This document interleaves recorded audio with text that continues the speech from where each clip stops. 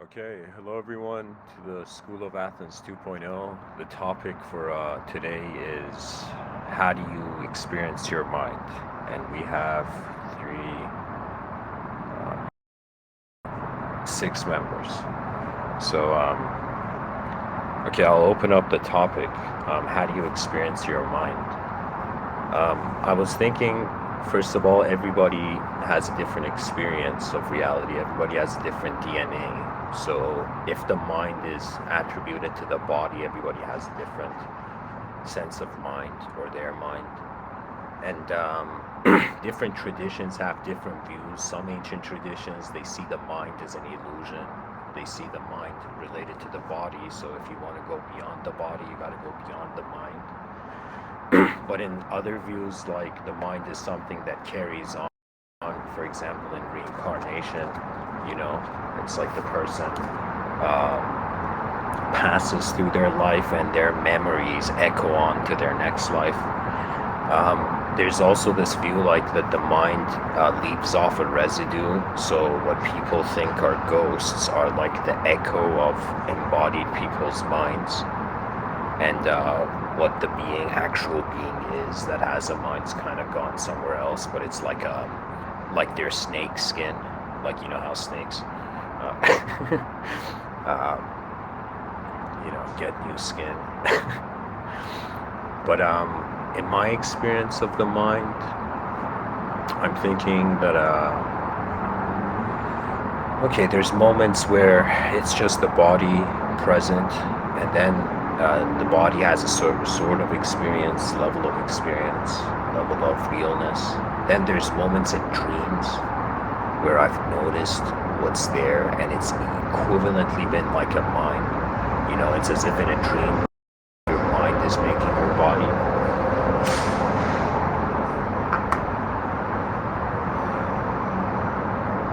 Also, there's been moments where I felt I'm just present, that the mind is just space. And so far, I think this is what I'll say about it, and we can open it up to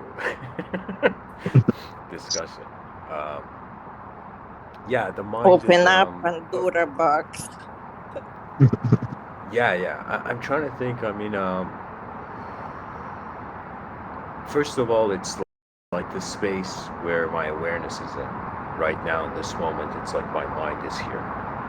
Now, when I close my eyes and I can visualize things, like all those things are still happening in the mind. So I'll finalize it into this statement. To me, the mind is a room. And it's a room where as long as you're in a body, it's connected to it. Now, for example, there's people like Sadhguru where he says, like, for most people, their moment of enlightenment is when they leave the body.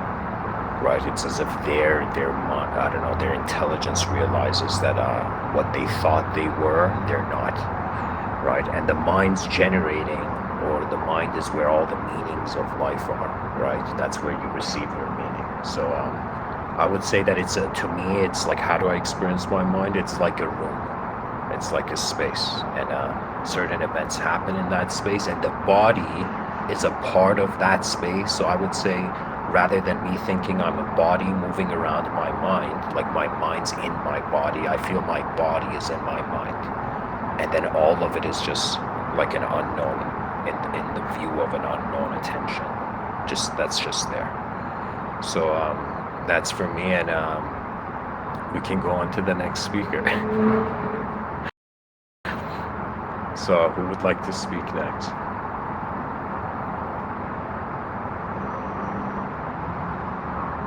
What does it mean? Your body is in your mind. Oh yeah, the Q&A. I forgot. Yeah. It means that when I'm thinking about my mind, my awareness, like right now from where my body feels like a candle. Its glow feels like the mind. Right, so the candle part, like the candle's body is in the glow. So if that makes sense, I think that's a good metaphor I can use. It's just a presence of attention as space, as a certain range of space that I'm existing. And then there's different things that happen there. Physical movements. If I close my eyes and remember my past or remember my future, you know. Yeah. Then there's something like that. So, Sveta, would you like to speak next?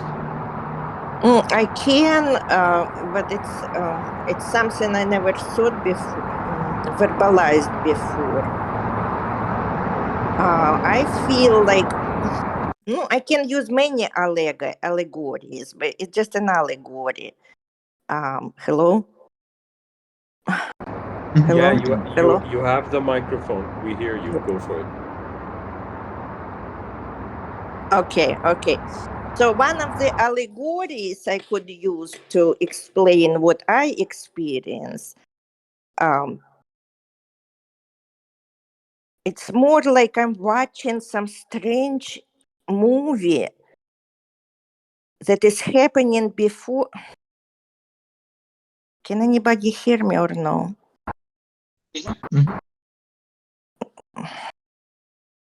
Hello? Yes, Sveta, we can hear you. Oh, okay, I can hear you now. Yeah. Like, okay, one of the allegories is, let's say, the reality is virtual. Let's say I'm a player sitting at the computer playing my avatar.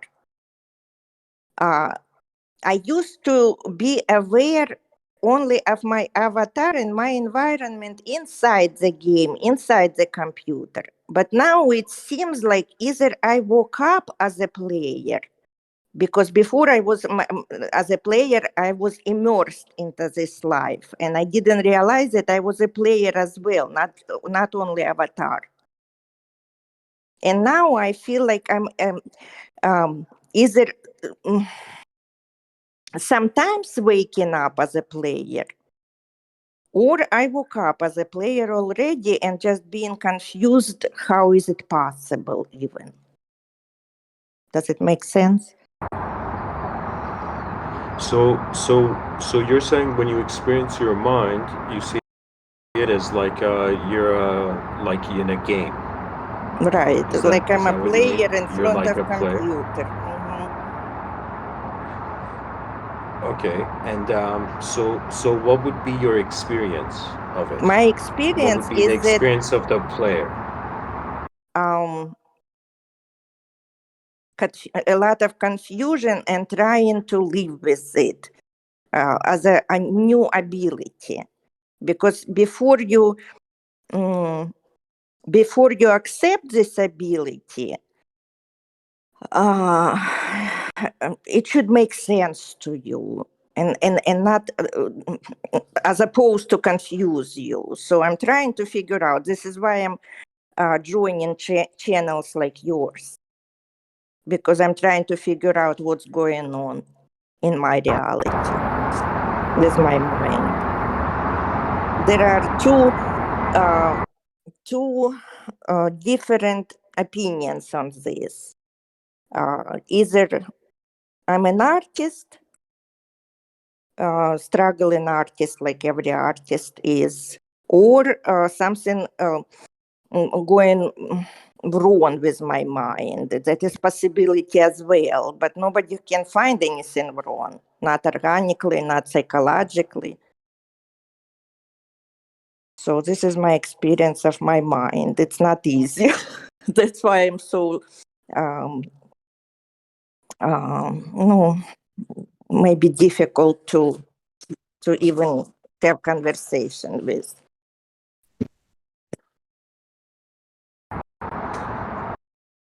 Okay, and Sveta, just to remind you of the format, you have the microphone, so you can say all that you want. Done. And Yes, then done. and then there's Q&A, so people can ask you questions. Yeah. So would you like to keep going, or we go to Q&A? No, I'm done. I just need to turn the microphone off. Okay. Okay. All right. So let's go to Q&A. Anybody have questions for Sveta?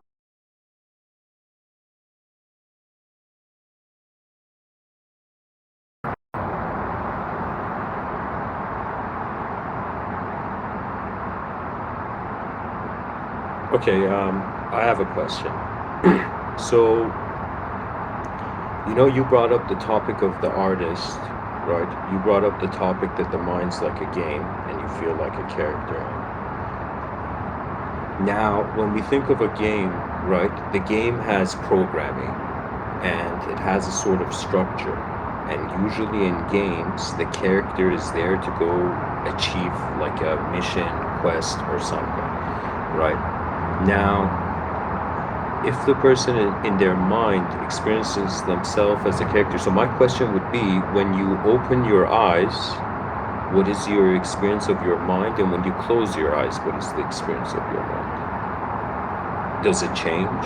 Or is it can you hear me, Oh, Sveta? yes, it's two different worlds. And alarmingly enough, I like to be with closed eyes probably like 80% of the day. Even when I'm talking to somebody, I'm looking into the sky all the time. I only noticed it recently because there were a lot of sessions on Zoom with groups like yours, only on Zoom.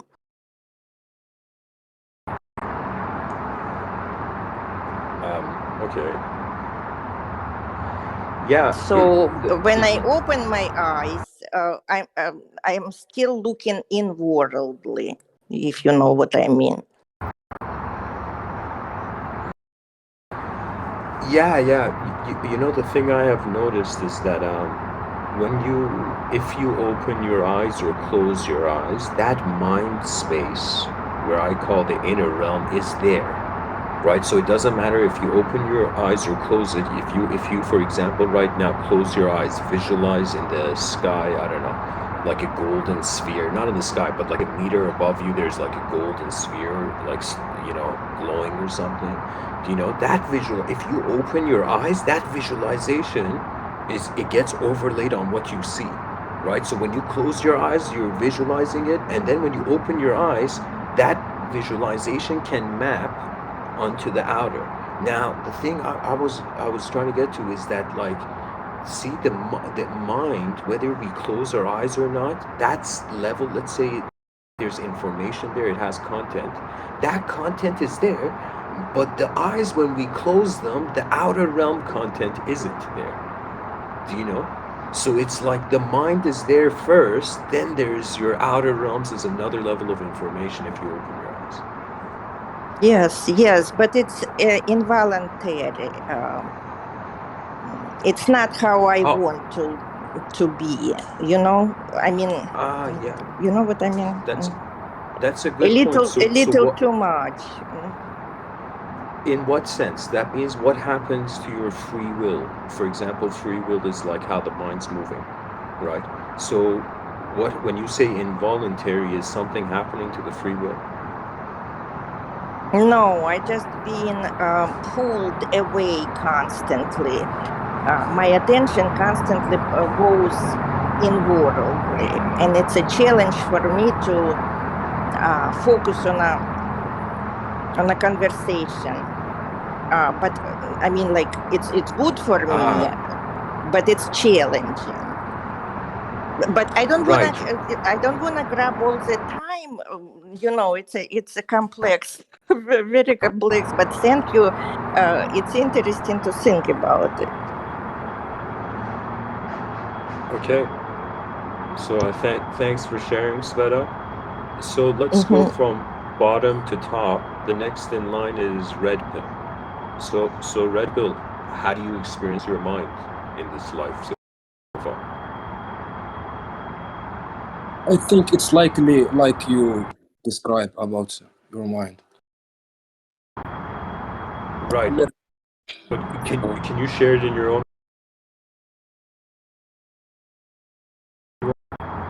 Sorry, man. You have the microphone. Go on.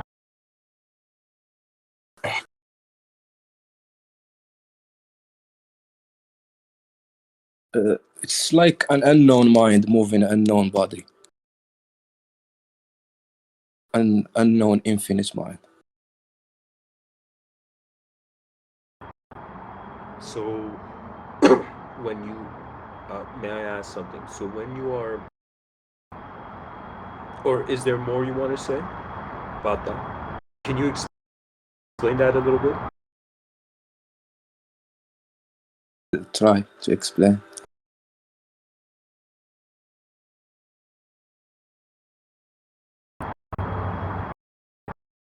Yeah, I would say you can start simple from a simple level. Like, how do you see it right now, your mind, right? Then, how did you see it before, or how do you see it after, or do you have a final conclusion on the mind? You said an unknown moving another unknown. Is that what you said? An unknown mind moving unknown body. Unknown body, but when we do you, but you know your body, Known. right? There's something Known that body. knows the body. Not unknown body. Oh, known known. body. Yeah. And is there free will? Is there are there like, is there an inner realm, outer realm? In the outer realm, how do you see it? In the inner realm, how do you see it? Like a shift between reality, between perception, and something watching from the background. Something empty. Like emptiness. Okay. It's watching from the background.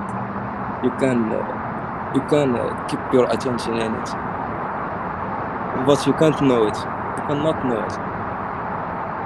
You can't understand it. Yeah, man. Yeah, that's you worded it in a really great way. Something in the background, emptiness in the background. You know, when you said that, I was thinking like a film set. If you keep zooming out of like the film set, it just becomes like a meaningless space. Do you know? But when you're zoomed in on the film set, it's like meaningful. There's an actor. There's a story. You know. Yeah, So, layer. There is a layer upon layer upon layer. so may I ask, how did you realize? Like, was it from the beginning you had this realization, or from the beginning you were aware of that, or was there at some point in your life where it, like, you're in maybe society's story, and then you wondered about it? How did it happen? How Yeah, did you and get to that then view? yeah, it's like, and then after society, it's been just a few years. Yeah, just in the past 5 years.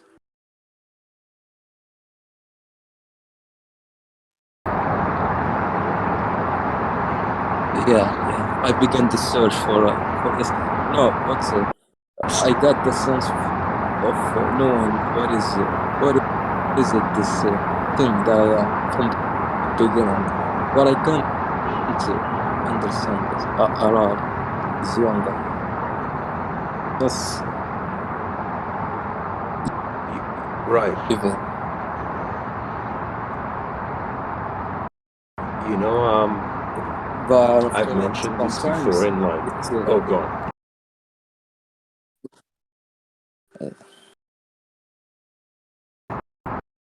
Sometimes it's what? yeah. I said after times go on, I found this urge of knowing myself is getting. Uh, it's still with me. It stays with me. It's like I am wondering about what is going on until this 5 years or 4 years. that I discover some new knowledge about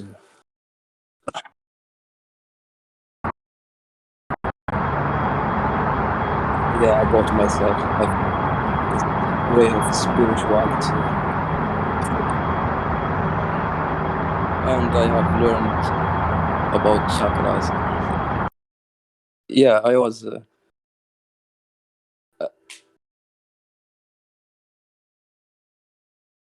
I don't know how to describe this one.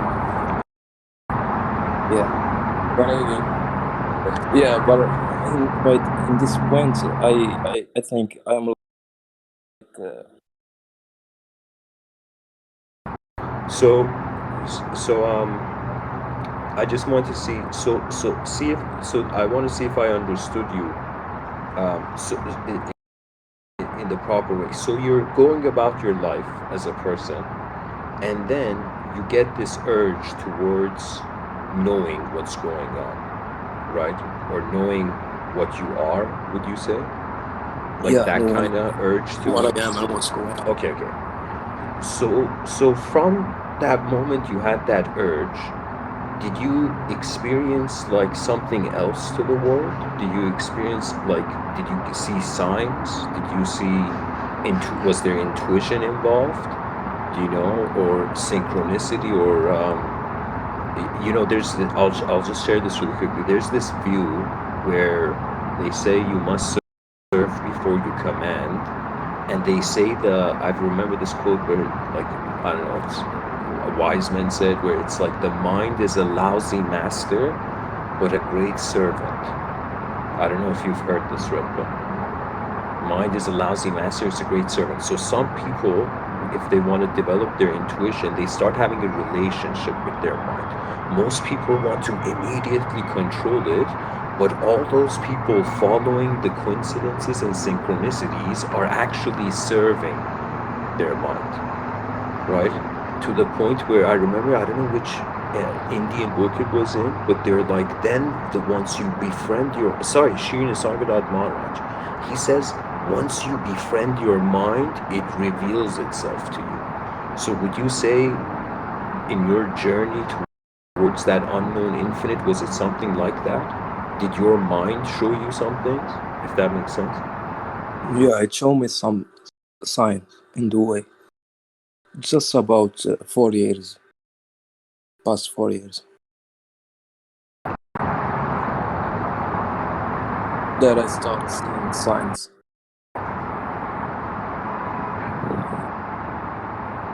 You're From in, inside so and outside. wow. Okay. So from outside, what did the outside change once the inside did, or were they random moments, irrelevant? Yeah, it changed a lot. Depend on the perception that I give. It depends on me. Right.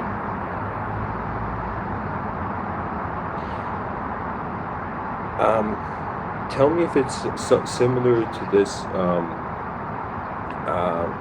I had an experience where I was sitting by a pond when I was in the UK giving these talks, and I remember I just see a bird fly from behind my head and then go sit on a bench. Okay. In that moment, I just get this feeling, all right, go sit on that bench. The moment I get up from the pond, like this family of ducks walks out from where I was sitting, walks through where I was sitting. And then for a moment, I just pause and I'm like, okay, there's something else here more than my beliefs on the mind. Do you know? It felt like to me, that was a sort of sign that there's something more here than this. So I would make that into a question where when you saw that sign, what was the after effect? It just make you wonder and ask more. It's just the mind wanting to know.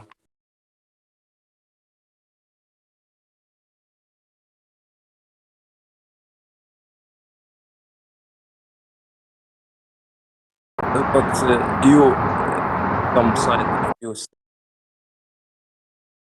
can it can give you something to trust. It's like they say, trust your feeling. Like feeling don't lie. Right. It's more than words. Yeah. Red Pill, the reason I was sharing that, I wanted to see if, like, in your outer realms, like, you experienced something that, like, revealed the nature of your mind to you. Or, and what was that experience? Or was it just like, in a single moment, you just realize everything and it's over? Like, is it, I'm trying to think, is it like a shamanic or is it Zen, your sign? Like that Is it realization like that it's shamanic? it's shamanic. Okay, okay. So it was events, multiple events, rather than a single moment. Yeah, multiple events, and it's still going on. I still wondering about my mind. Sometimes it's like just 2 hours before I was just I don't know how to say it. It's like I stood watching it because it shows me a lot of things that I don't want to know. Memory. Some of my memory keeps showing. I don't know how this process goes. Why some memory just appears. Yeah. Yeah, man. Yeah. That's the thing where, you see, I understood what you meant when you said infinite unknown, because there's a point where you can't explain it. Either you don't have the information of why something is happening, right? Or what's happening is beyond your information, right? So there's been 100%, like, I've experienced moments where it was so unknown, where I'm like, I'm even aware of the idea of self. Like right now in this moment, I'm aware I am a self. What is that awareness? You know? And then I came to this conclusion that it's an unknown presence, just like energy and attention and energy are instantly being existence. Like there's that, you know? And so there's an unknown presence of everything. And then because I move this, I say it's a known personality. The moment I don't move it, I'm just watching in the moment. It's just like unknown presence. There's no Amin, there's no Mr. Within, you know? It's just unknown presence. Then, when I move, then my personality animates. Or when I speak, the personality appears. The Iron Man, the ego suit, Iron Man suit appears, you know? So I notice that something is aware that it is aware, right? And when I reached that point, I was like, yeah, it's unknown. And that's Can why you it's control like, it though? yeah, but because it's unknown, you don't know what you're controlling. So it's a tricky situation, mystical, let's say, mind situation, okay, where you're like, wait a minute, this is an unknown movement. I've been cherry picking my identity from the information I have, but what do I do with the unknown? And the only way is that you realize you are the unknown. If you don't realize that, then you always are in a separate relationship with the personality, and the unknown presence haven't met yet. But when you realize that known personality is in the unknown, that's the first shock. Second shock, I am the unknown, because what has been, or what sort of intelligence has been here from the beginning, you know? So that's you truly awakening to the nature of, wait a minute, we're trying to know something that by nature is so big and inconceivable, right? So you reach a point where after you've been in the ideal, like knowledge, you reach the end of knowledge, which is the unknown, right? So at that point, there is no sense of self. You're just moment to moment to moment being. And you realize that's the natural state, but the way society is based is so off the natural state. Do you know what I'm saying? So we are by nature unknown. We know we are unknown first, then the knowledge comes. You know, or you're, as a child, as you're raised, there's, okay, this is you, who you are, this is what you need to do, this is your story, this is the story of the world, no more questions. That's like childhood conditioning. You know? But then it's like at some point you realize it's unknown, and yeah, you realize it's unknown, and it's just present, end of knowledge, end of thought, and then that's like pure being. But then you realize it's also an opportunity, it's a technology, so you can at least wear the Iron Man suit at the ego while knowing it's unknown. You know, I don't know if that, like, you understand what I mean, but I felt I should say that. Bro, this past minutes I don't hear anything because I was lost. Forgive me. Don't worry, man. Don't worry. It's recorded, bro. That's the blessing of technology. You know? Yeah. Yeah, that's right. You can summarize this. I was just saying. I was just saying that known personality realize it's an unknown presence. First wave of shock.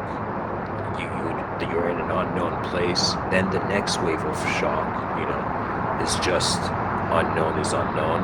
That's the end of living as an ideological entity. And then while you're still alive and here, you live your unknown life begins.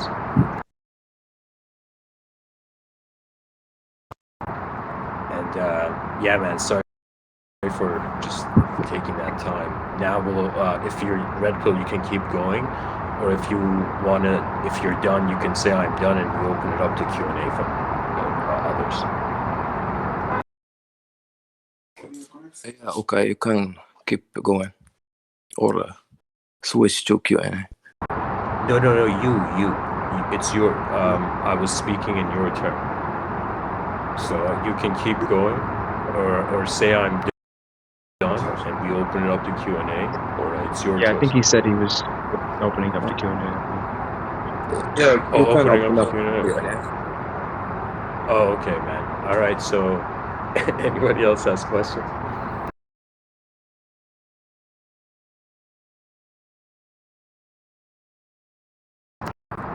Nobody asked questions about the unknown infinity we were talking about. Yeah, I can add. I want to add something about infinity. Go ahead, man. Go ahead. Last word that is in my mind, in the background.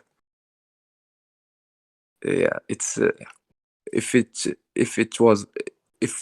we can understand infinity, then it's not infinite. So infinity is the thing that cannot be understood.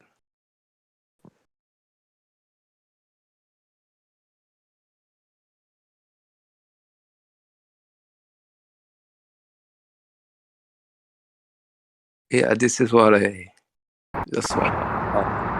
Right. It can't be known. Is that what you said? Yes. Yeah.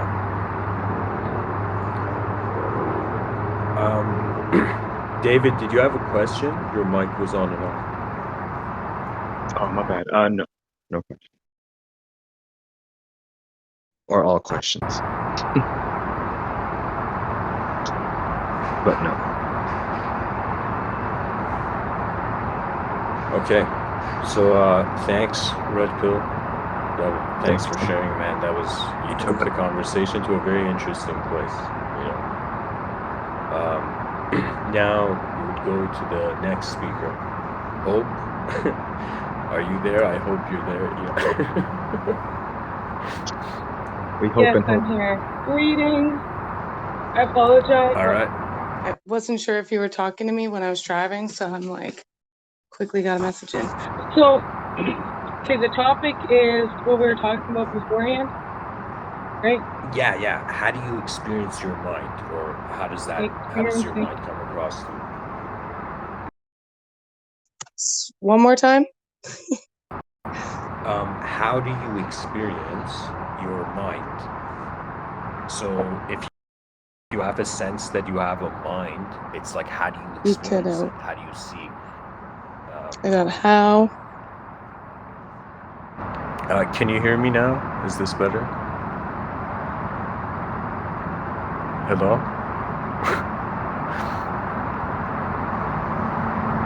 Oh my god.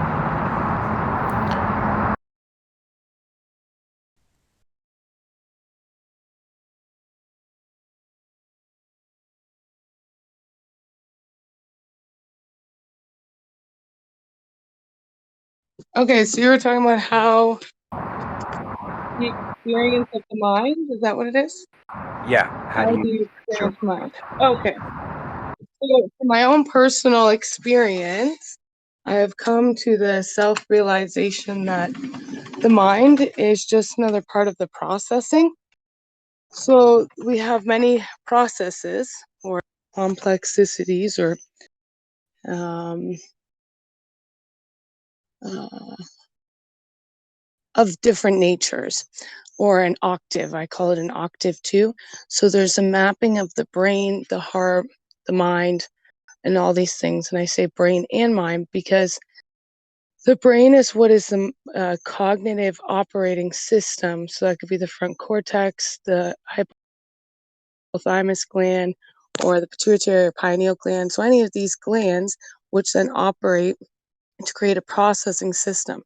And then the mind itself is run through a quantum creatrix. Some say matrix, but it's a creation of what that is, either in the akash or in the vortex. And then through that mapping, then you're able to open up not only the mind side, the heart side, and also the gut intelligence, because it has its own. Because every cell in our being has eyes that can be seen, which then are the catabolism to the metabolitism. So it's like the cell's own system. And then from my own experience, it's been able to not only calibrate with who I naturally am, yet calibrate to the natural multidimensionality that I was born to be. And working with new energy, as new energy, it becomes a lot more easier to create a coherence with the heart mapping, because then the heart is then guided to wherever it's meant to, instead of having to be instructed or have an inquiry or a query based on what the particular experience is. And also too with the body, here in this particular space-time continuum, is just another extension. So I'll give you an example. I was laughing my butt off the other day. So imagine a source or creator brought forth an army, and not just a small army, but an entire galactic army, and then wasn't able to play the role itself.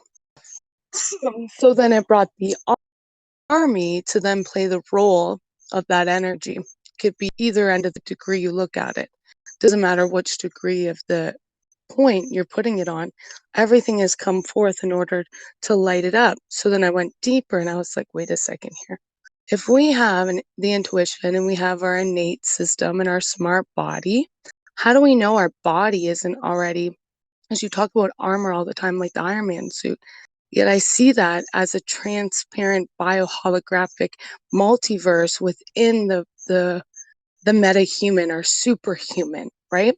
Because we don't have to have special powers that we've seen all over commercialized to us. We automatically have these innate abilities, skills, and agility to be able to move through the energy, either with the no mind or with the heart coherence. Because the heart field in itself is more radiant and a dominant vibration than what the mind can do, or even the body itself. Because you can give off an aura, or you could do any of these things, but yet we are the frequency. And when we tune into our natural frequency, then that's when it starts unlocking, so to say, and I do quotation marks, because we're actually calibrating to who we've naturally been all along. So I don't necessarily see the body as, I see it as a tool, but also an instrument to be able to take that next step in the soul's evolution, or the spiritum or spiritus, which is the spirit in the multiverses, and then able to calibrate to that natural quantum genome that we are designed to be. So I'm done, but thank you all.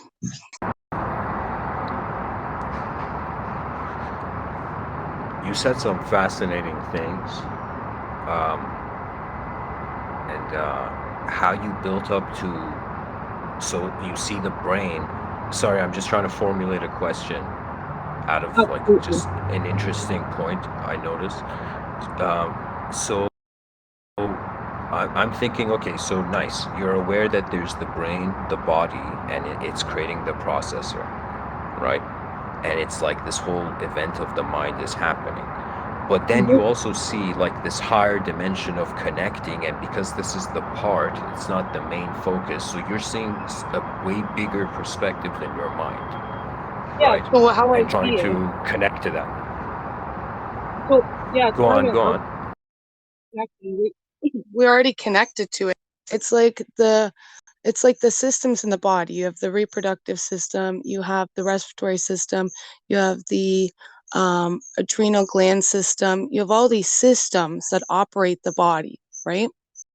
And then what happens is the body can take in toxins or heavy metals or poison or any of these things that are not helping you vibrate at that highest level. So what happens is we already have the entourage around us, however we look at it. If it's guides, angels, downloads, upgrades, blah, blah, blah, blah, blah. These are all labels. We're already connected to it. So I like to call it the BRAP, the brain RAM amplifying processor or programming. So what's happening is when people are in love, in unconditional love, they're processing, like, what is going on? Okay, this is not my normal characteristics, but I'm going to go with it because I'm all about this love. And then people govern in fear, like, oh my God, it's so just against me all the time and I can't make it through. And this is blah, blah, blah, and blah, blah, blah. And then you go in this sort of vicious cycle of creating, not only processing, but you're being programmed. We've been programmed for so long to believe a certain way or to act or creeds or any of these things. Yeah, when we flip the switch and have that initial spark, so to say, right? I call it the love light divinity. It's like a spark, not just love, but the light and the divinity all just flowing in simultaneously. What happens then you're being able to process, and then being able, it's kind of like, okay, I use the body as an example. Think of a computer. So let's just say you want to go gaming on a computer. Well, you're not going to have a normal processing system. You're going to have like a 1040 or a 10 whatever to be able to have that processing for those the seconds per like when you move your mouse around, like the PSI. So then the PSI will be a little bit different on the monitor. So if you have both systems going where the monitor pixelated is properly calibrated, and then the individualism, or sometimes you call it the personality or the presence, yet when that screen becomes clear in the heart or the mind or the brain, and I say it as three different ones because they all are in some sense or another, then what happens is it becomes a clear pixel, and then you're no longer distorted or polarized or creating this sort of despondence. It then can create a harmonics because it's actually not outside of you. It's been designed within you this entire time. It's just a matter of calming the synaptics or going into a parasympathetic stage rather than always like systematically on overdrive.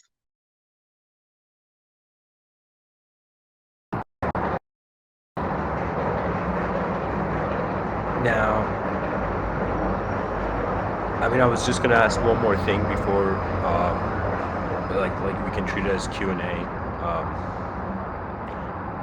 where does that, like, what are you left to do when you reach that realization, right? So I've gone to the So chambers of the it's like heart. either right, but it's either like a subjective story, right? And just a story, like there's still more to know about the story, like there's the parts of the story of life in the dark, and so, like, you know, your mind's being used for that, right? And then there's like, okay, if there's something beyond this and we're realizing we're that, right? Then it's like, what do we do? Like, do you know what I mean? It's like, what happens to the role of the mind So as you it becomes the go beyond chambers the of the heart. programming? Yeah, because there is no mind. It becomes the brain. You become to map out the brain with the heart. So then I go into the 4 chambers of the heart. Some have 6, some have 8, some have 12. It depends their advancements in this collective soup. So most start either at 2 or 4. And then what I do is I connect the synaptics between the chambers of the heart and the lobes in the brain. And then once that's firing and it's able to create that quantum calibration, then what happens is it becomes a synaptics, and then it's able to calibrate the heart fields with the mind fields, and then that unknown becomes actually visible and known. Like, I'll give you an example. I was driving down the road and a song was on, and I started singing the lyrics and turning up the song because it was muted, and because I wasn't sure if you were calling my name, so I was like, oh, can I hear something? So then I was turning up the music and singing simultaneously, and the same lyrics I was singing were coming on the radio. So it's like that connection with self. You just know. There's no in between anymore. It's just a state of awareness. Or I shouldn't say an awareness, it's like a remembrance.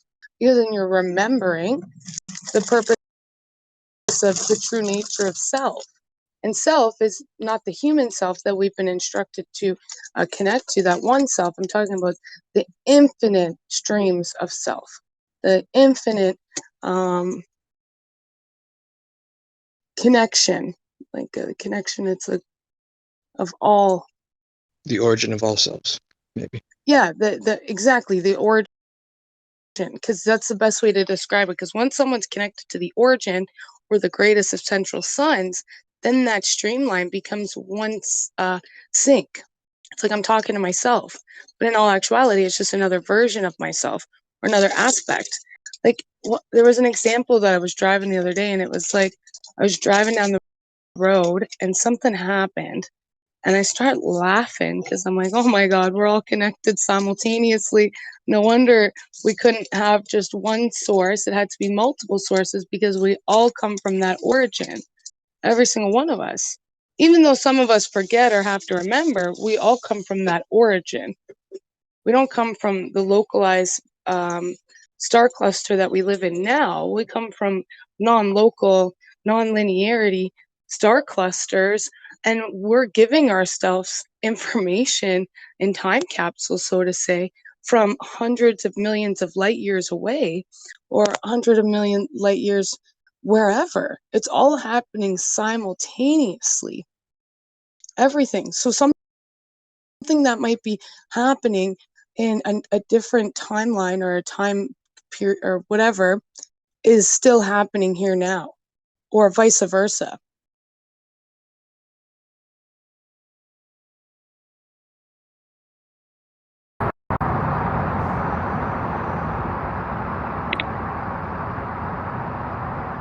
You know, I wanted to say that we can officially open it up to Q&A if anybody else has questions. Share. I mean, I got my answer from what you said, Hope. I don't know about others, but anybody else have questions for Hope? How do you think, like, time fits into that simultaneity? So there's different points of time we were taught in a linear standpoint where there's 365 days and 60 seconds and a minute and 60 minutes in an hour.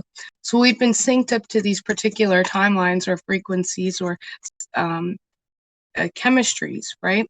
When in all actuality, it's completely different. Like when the guardians or any higher state of beings connect with us, they don't see it as if it's been 1 day, 2 days, couple hours. They don't see it like that because one physical year for us, like 365 days, could be the equivalent of a different time period. Like I figured out like 2-3 weeks ago that like 27,736 years is only 4,000 divine years. So it depends what you're calibrating with. If you're calibrating with whichever end of the spectrum, it could be in the flower of life or it can be in the flower of death. But in all actuality, there is no death. It's just a rebirth of energy. And depending on the training, so to say, or the deeper conception of self or that of a rounded environment, that is how you'll be able to create an equilibrium between actually the time fragments or the time framework.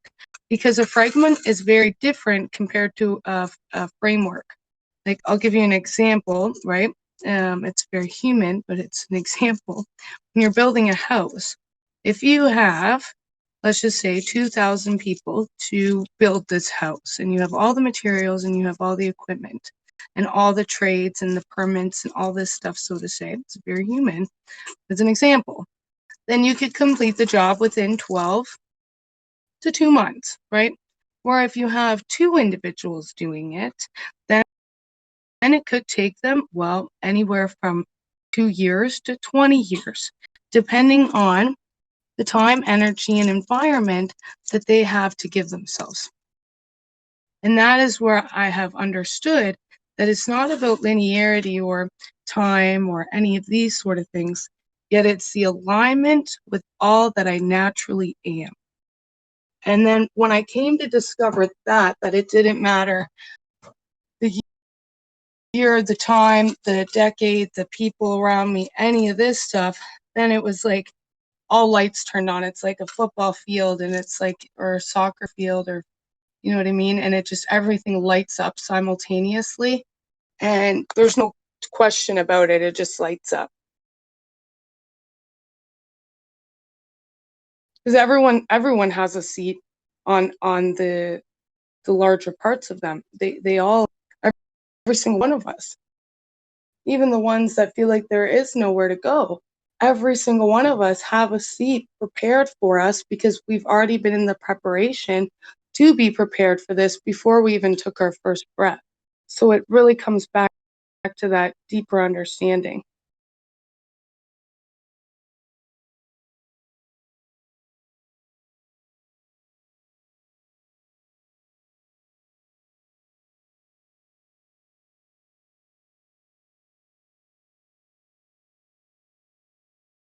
And that deeper understanding will help not only empower, it will inspire and alchemize whatever that is that has not been already.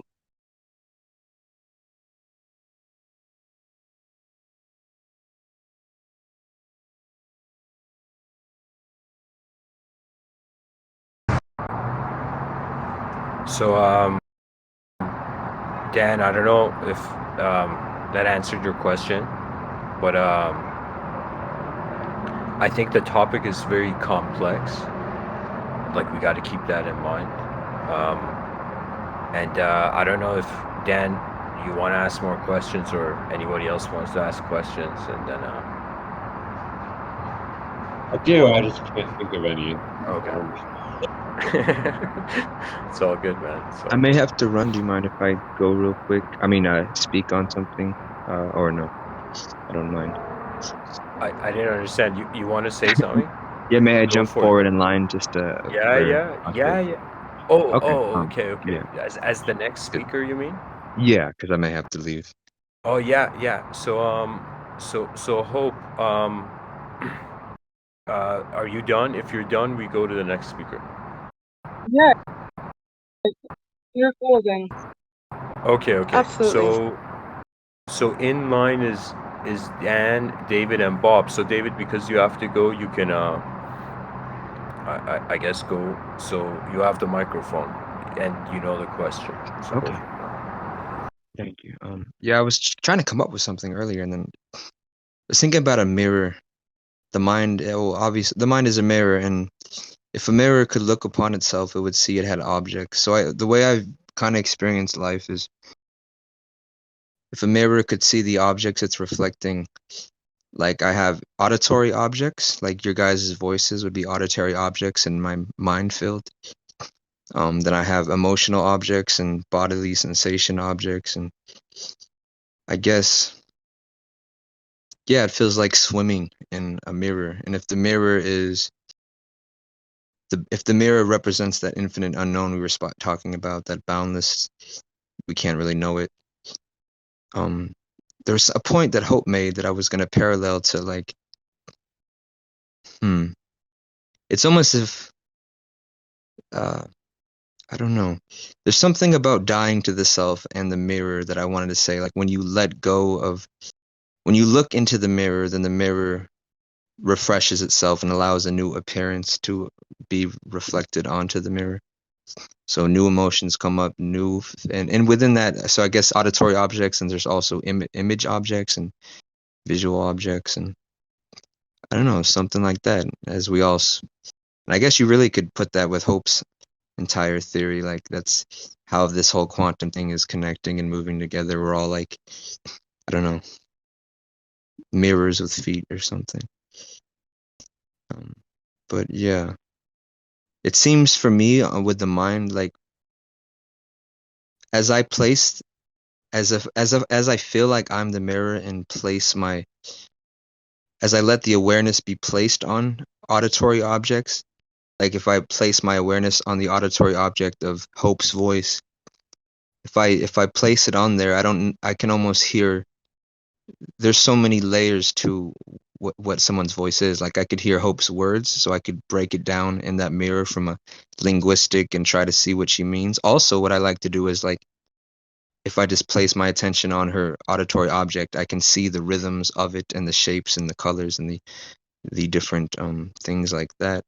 And same, I do that with my own bodily emotions. If I have tension or anxiety in my body, I treat it like a mirror and look at it, and then things seem to move around in the mirror, or sometimes clean up the mirror, kind of dissipates. Yeah, I don't know. That's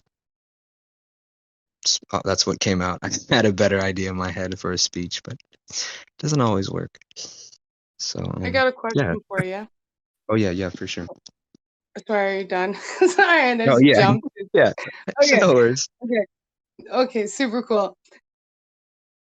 Because you keep saying audible, have you ever done it visually or also through a feeling center? I think so. Would you explain what that would be like for you in that sense? Okay, so when someone is trying to connect to someone, they can either listen with their ears to respond, or they can listen to be able to understand and then assist them in the way that they can. When it comes to visual, you don't only hear the different layers in that, you also can visualize it and see the different colors or different layouts, so to say. And then with the feelings, it's almost like an embodiment or a deeper knowing, because then you're able to be that sort of Iron Man suit, or that I call it the avatar Rishi, because then you're able to be that Rishi energy where it's like there is no separation between your higher self, oversoul, and all that stuff. It's all it's all connected together through the one orchestration. So yes, I would say to answer, yeah, I'm pretty sure what you're describing is something I directly experience from time to time. It's like syncing up with the feeling in the moment of the mirror, which not always is mine, it's other people. And I don't know. It does. I've had times in my life where it feels like a sort of alchemy. I've met people that are struggling on the streets with certain whatever you want to call, potentially maybe negative entities. I don't know, but I feel like there's a transmutation when I step into the feelings that arise in my own mirror, because maybe we're sharing that space. I don't know though. I don't overthink it, but it's definitely odd experiences when you live as if your mind's a mirror. It was very beautiful, Dan. Thank you. So yep, thank you guys. I think I'm gonna head out. I was gonna ask a question, man. Oh yeah, please do. I was thinking that when I think of like a mirror, it's showing a reflection of me, but it's also showing the world behind me too. Right. So when you is your can you go into like what is your consciousness a reflection of or reflecting? So like, what is it reflecting right now? Like on a day-to-day basis? Yeah. Just your understanding of it. That's why I would say maybe it feels like external, maybe auditory, maybe there's external objects and internal objects, maybe. So I guess I view this conversation, this is how I really view it. I view your voices and the phone in my hand in the room I'm in as an external object. And then when you speak, it's through my internal realms where I can even have a chance to try to decipher what anyone means, because we all have such different, unique inner realms. So for me, I know when I'm listening to someone, I'm never actually listening to someone. I am, but I have to filter it through internal objects to try to line up with a sense of what the other person says. I think the external realm is meant for because that's the oldest question for a lot of people, is mind illusion, and what is the point of bodily manifestation? And I think it's like, as we do that dance between internal and external, it creates new ways of playing out here. I don't know whether I move my.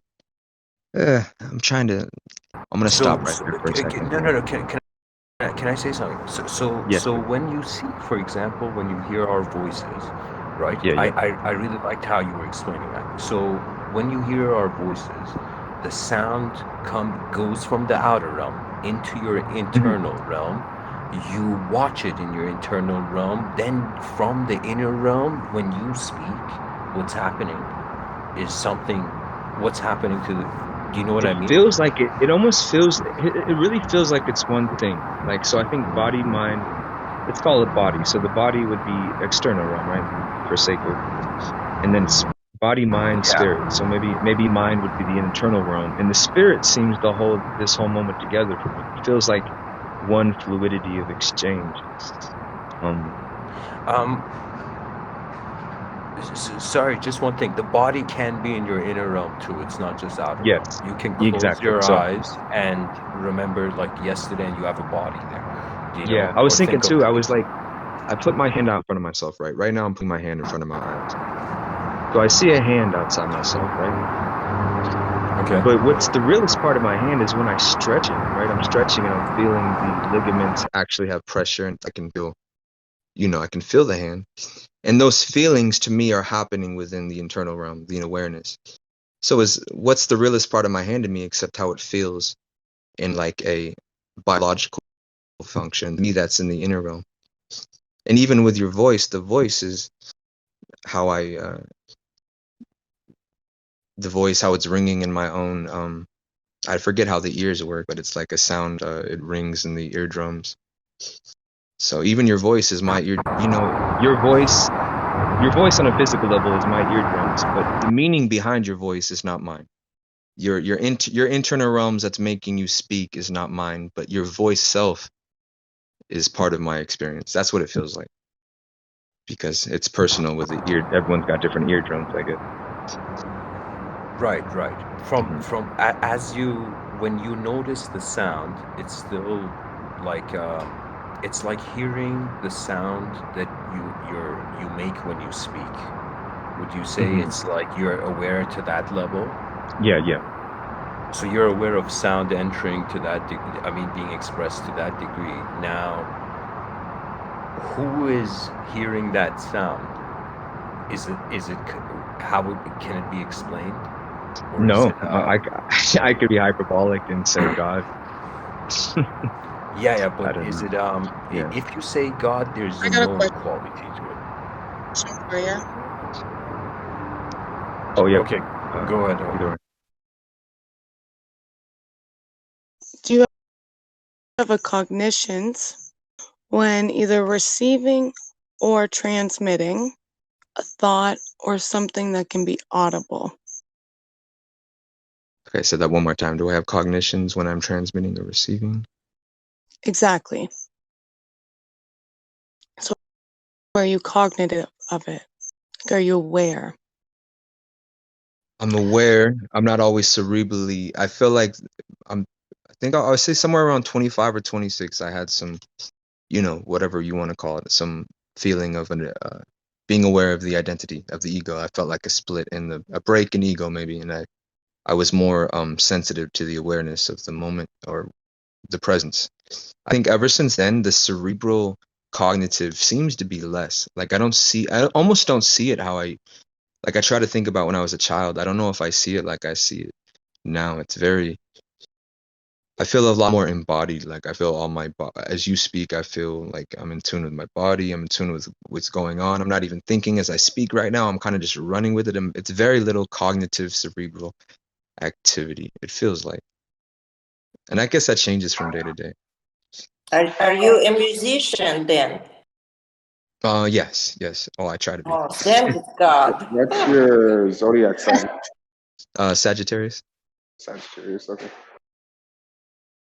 I'm a Libra. Oh, okay. I'm an Aries.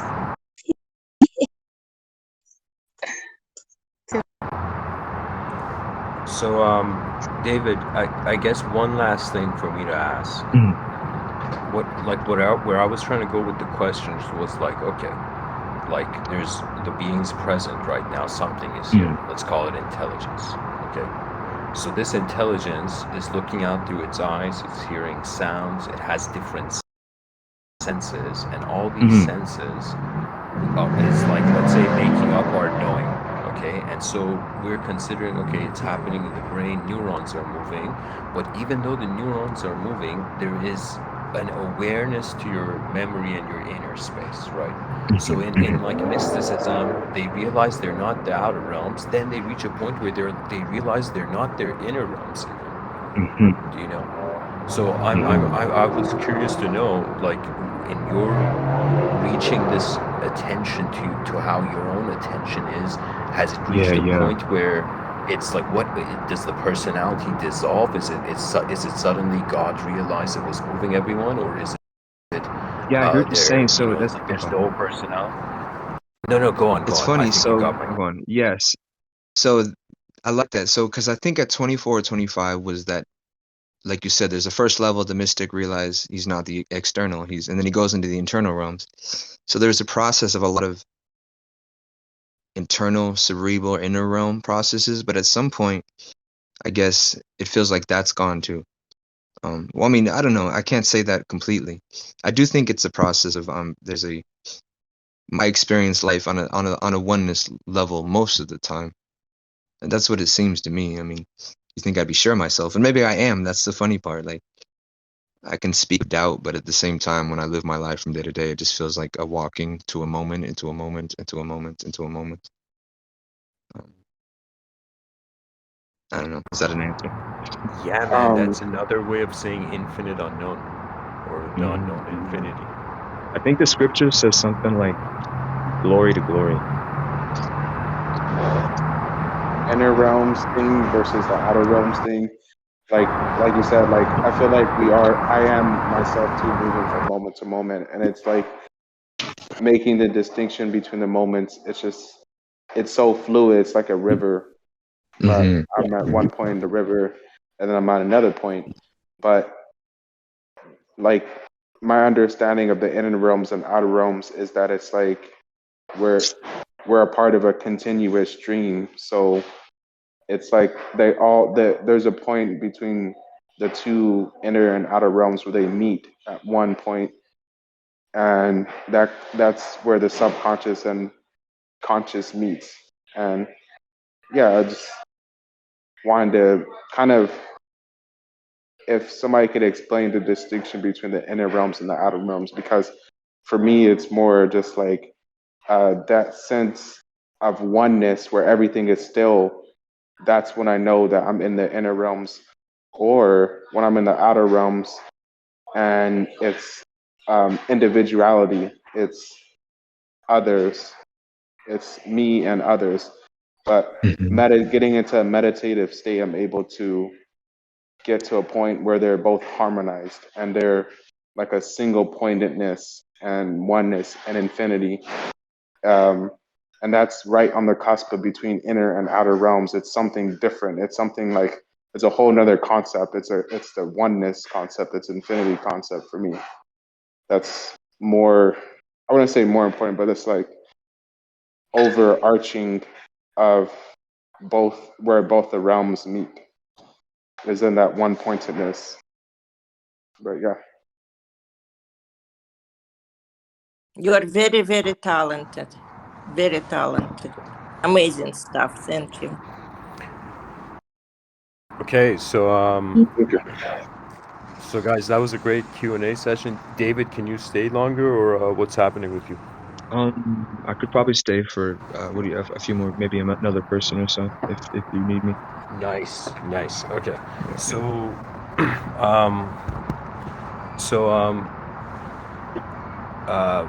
So who would like to speak next? And Dan, are you there? I'm here. I will pass though, if it's my turn. Okay, so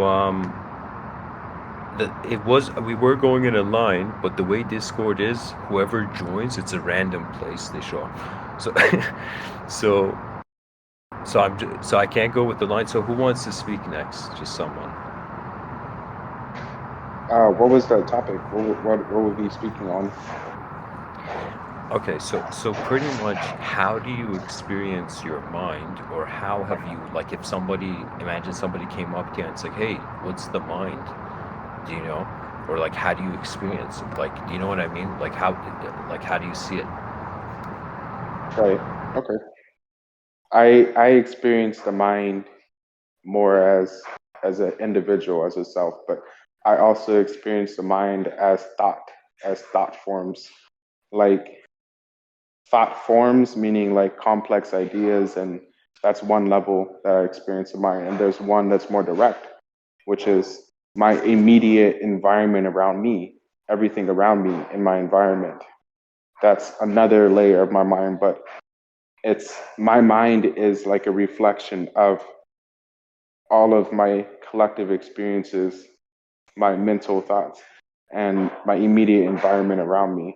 So I feel like my mind projects a 3D mold of my environment, but I remember patterns in my environment that tells me what I'm looking at.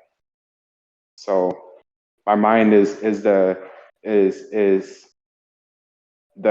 what's called the original source of where the thought patterns project itself, and where the patterns meet into a certain form, a certain recognizable form, where I'm able to identify what's in my environment.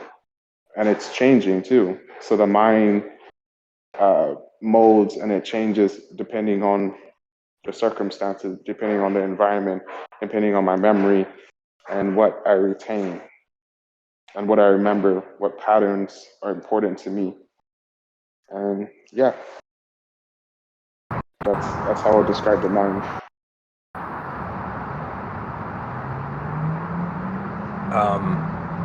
So by the way, you still have the microphone. You can keep going. Are you done, or should we open it up to Q&A? Yeah, we can open it up to Q&A. I was finished. Maybe one thing I want to actually say. So you said something about patterns, right? You notice patterns, then you identify them, then you let's say communicate or do something with it, right? Before you notice the pattern, what is there, and is it unknown? Is it known to you? Do you know what I'm saying? Is it before you notice the pattern, a pattern of meaning out of all, like let's say the information you're observing, right? What is the state of the observer in that before you see a pattern?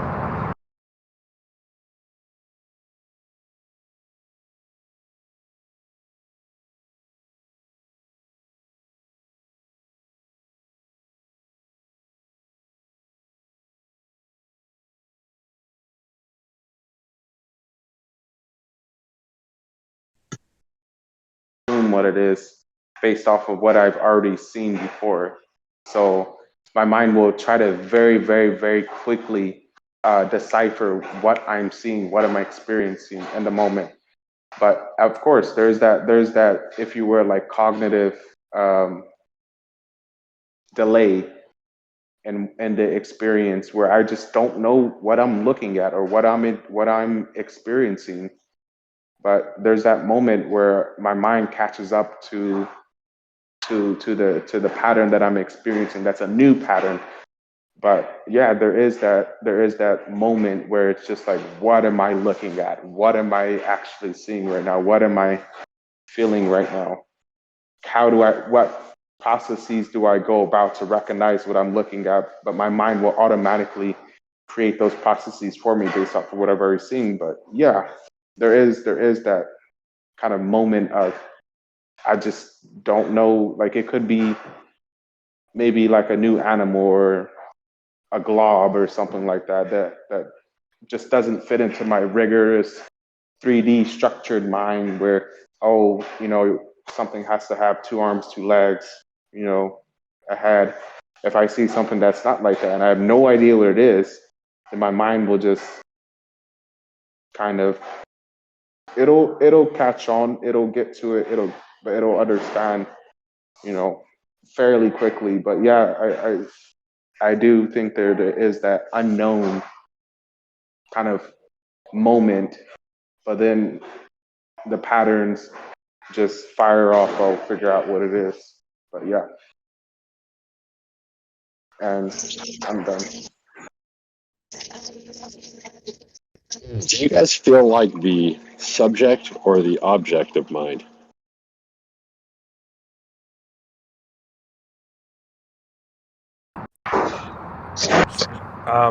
I would just say, sorry, Dan. I would just say, so it's Lemon's Q&A. So Lemon, would you ask that? Or can you ask that from Lemon? Lemon, what do you think of that? The subject or the object. I feel like I'm not sure how to answer that because, I feel like we can only be one at one time, but then we could either alternate between the two. Like maybe if we look at ourselves in the mirror, we can see that, like, there's a delay. Like, is that me in the mirror? Am I a subject right now? Because like, how do you know there are objects around you without identifying yourself within those objects and saying that's not me because I am me and that is that. But I feel like there's a moment where you can't tell whether something is a subject or object because the patterns in your mind can't recognize what it is immediately. But are we in subject or object? Well, it just depends on what we're looking at. It depends on if there's a new pattern or not. Because if there's not a new pattern, we're able to easily recognize and say, hey, that's not me. That's a tree. So, that's how I would answer that.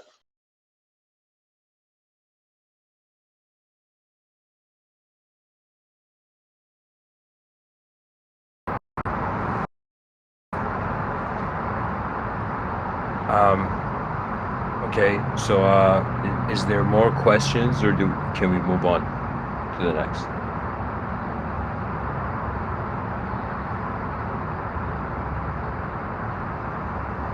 All right, man. Thanks for sharing. Who would like to go next? And Dan, that question you brought up of the subject and object. Can you share that as part of the answer to the topic? Yeah, I suppose as I like listen to everybody, I don't know. I feel like I'm distinctly the object of mind, you know?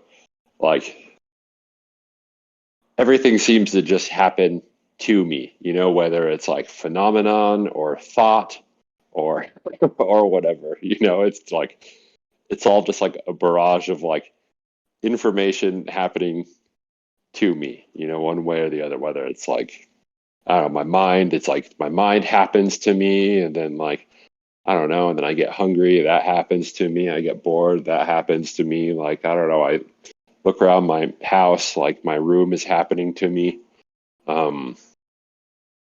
Yeah, I don't know. That's all. I seem to just be. That seems to be my point of view. Very selfish, I guess, but I can't help it. Yeah, I'd say that's the opposite of selfish. Didn't mean to interrupt, my man. No, go on. You can add to what Dan was saying. Yeah, I would just Oh, say because what's the opposite of that? Let's say I'm in your room. You could you could happen to, so you're letting the room happen to you instead of happening to the room. And sometimes I think that's needed, but you'd be asserting your. I think it's a selfless thing to let things happen. Maybe on that side of the coin. That's just what popped in my head. What do you think? Yeah.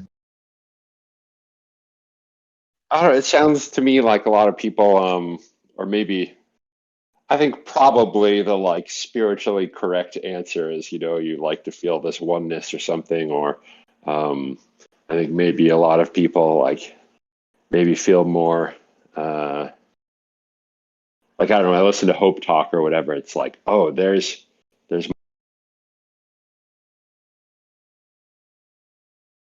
more of like a conversation rather than like just an experience. I think the other side of the coin would be like, I don't know, perhaps maybe being like higher minded or something where you I'm not sure. That's the part I don't usually relate to.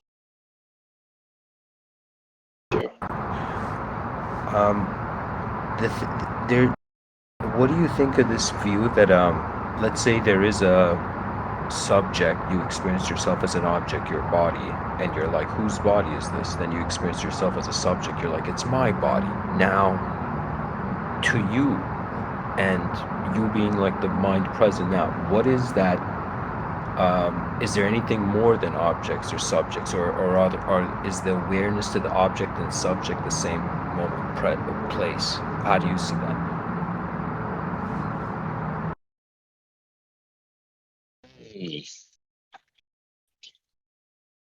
Let's see.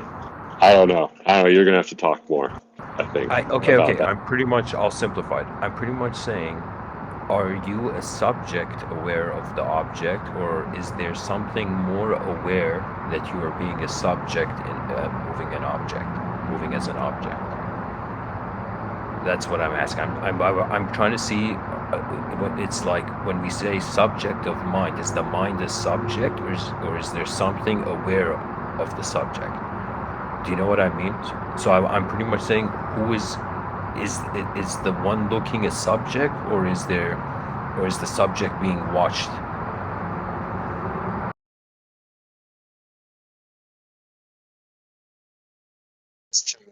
That it stops there. Like there's the experience, and then there's like the feedback, but no, I don't know. I don't get the impression of like the awareness of the subject. So the subject is outside of you, or is you?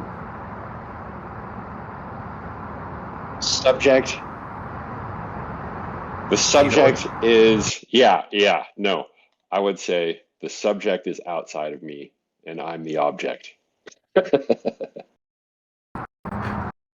Wow.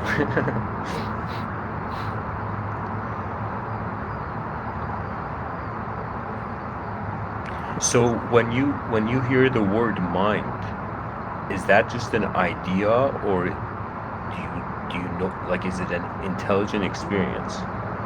Like mind, I feel like mind is like I'm stuck in the judgmental point of view. And that judgment seems to be me. I just seem to be I just like seem to constantly be judging this barrage of like input. And you can kind of like shift the like focus of the input, but either way, it all seems to be like, you know, it happens to me and like wherever and like where I am just happens to be the middle of all of the shit happening. So, does that make sense? Yeah, yeah. So like the mind is something. It's like, all right, so I'm like subject to my mind. So like my mind, it just happens to be like creating all this world, and then like my mind happens to do this, and it like creating. But either way, like the mind is like a thing happening to me, Right. It's like the and that world, includes a right? phenomena. Yes, yeah.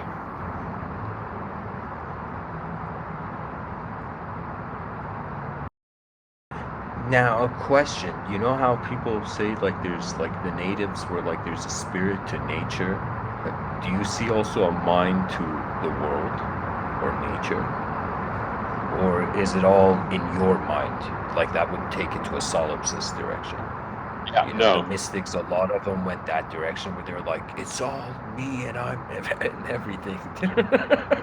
Yeah, So no. they had No, no, not at all. Like for example, I see a cat, I'm just like, well, that cat seems to be in the same boat I am, just like, it's got its cat mind and that poor cat is getting like cat minded all the time. And I see some dude walking down the street, I'm like, oh, if I see like a homeless dude, I'm like, oh man, that guy's getting like homeless minded. Um, yeah, I don't know. That maybe I don't know if that's a pessimistic point of view or something. It sounds like no, it no, when I no, say it out no. loud, but It's I wanted to say, man, it's the realest thing. That's what's happening. Where when we walk in the world, we see other intelligent beings. Do you know? It's a world where there's beings here, different kinds of beings. We're all beings of the same species. Do you know how many other beings there are? And now it could be that, theoretically, like a group of flies or bees, they have one mind, one field of mind. Do you know? But yeah, or like yeah, just ants and animals such. each have an individual. Yeah, yeah. It's like when you look at that, you're like, okay, this doesn't have a brain this complex. So there's some natural system there. Do you know? There's something happening or moving the ant. Do you know? So there's something moving objects, and then these objects have moved to a point where they're like, all right, I'm a subject. Yeah, exactly. so so so, so now question for you then. That subject where you realize, okay, I'm a subject, are the subjects moving in a field? Are they moving like like like for example, for me I see a spirit to nature. To me I treat the world as if it's alive. Not just the inanimate, but its moments are alive. Do you know? So how would you see the subject, you seeing yourself as a subject, and where you're seeing yourself as a subject and a spirit to the whole place? Like, what's your view on that? Well, I feel like I just might be a little in over my head. You know, yeah, like at what point do we have a shared field? There does there it the shared field seems to present itself sometimes. Um, like you talk about like seeing an anthill or whatever.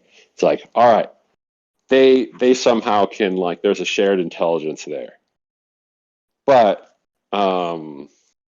somehow I back myself into a corner where like shit, I'm just a human now, and now I'm stuck in the Dan mind, and there's no really way out of the Dan mind back into the total field.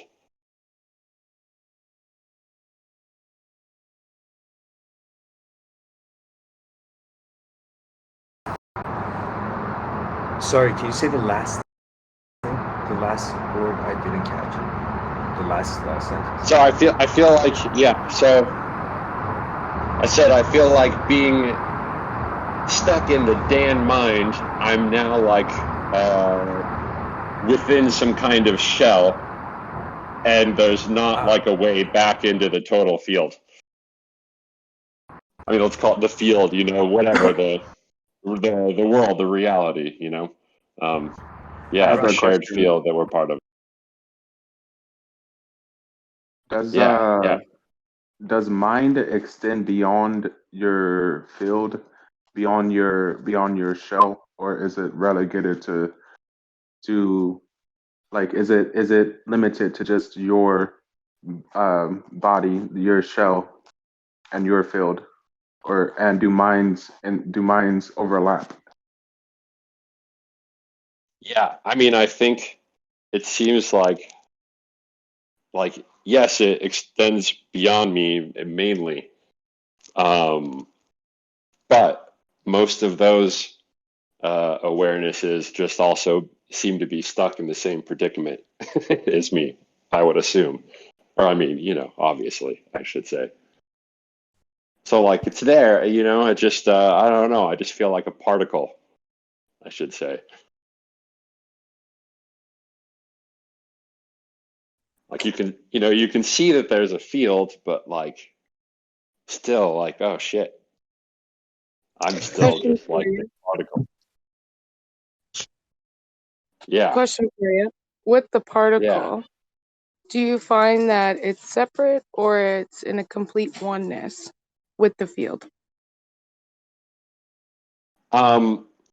It's technically a oneness, but the awareness isn't of a oneness with the field. So, yeah, absolutely. So, do you find it's directed more with the mind's eye or the heart eye, like the heart's eye? Mind, like 98%. Okay, so with that 98% governing in that mind field, what is it that helps you find that oneness, or I like to call it harmonics, with the field? I don't know, nothing really.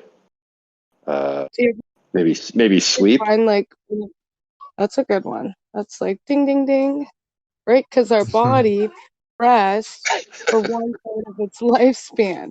So, are you sleeping when you are actually physically awake? Are you consciously co-creating in the creatrix? In the creation. Yes, I do, but it seems to be Spurts. like sure, yeah, they're for sure, but it's like when I had a radio show. You just have to I might put out the show and broadcast it, but it's not like I ever had any input if anyone else ever heard it or liked it or anything like that. So I would just have to intellectually be like, well, I don't know. Supposedly someone heard it and maybe someone liked it. So I don't know. Maybe I should do it again. But that's not an experience. That's just an intellectualization. Now, did you ever intellectualize it in a way that this could hit someone's heartstring that could help them open that part within themselves? So then they're able to articulate it in a new kind of way or with new energy? Yeah. Yeah, but that still leaves you as I'm still just subject to that intellectualization. So that I could push, I can observe the intellectualizations, and then maybe if they're sometimes you can then direct them or what have you.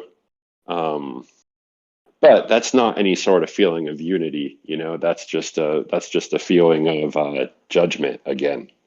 I just might be like, oh, that's a shitty way to think of things. So I'll just try to find a new way to think about things.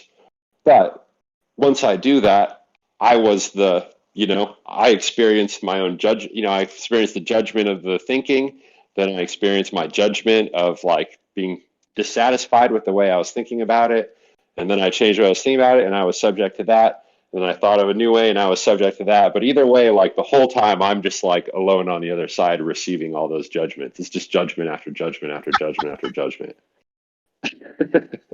Right, or resentment, or ridicule, or demise, or self-morbid. It becomes this sort of twisted thinking with the entanglement of the soup. Maybe. Well, I mean, I don't know. It's not all bad, but even if it's good, I'm just subject to that too. I just like if I find a funny way to think about things, I might try to I do that, and then I think it's funny, and then like the humor was just another thing that happened to me.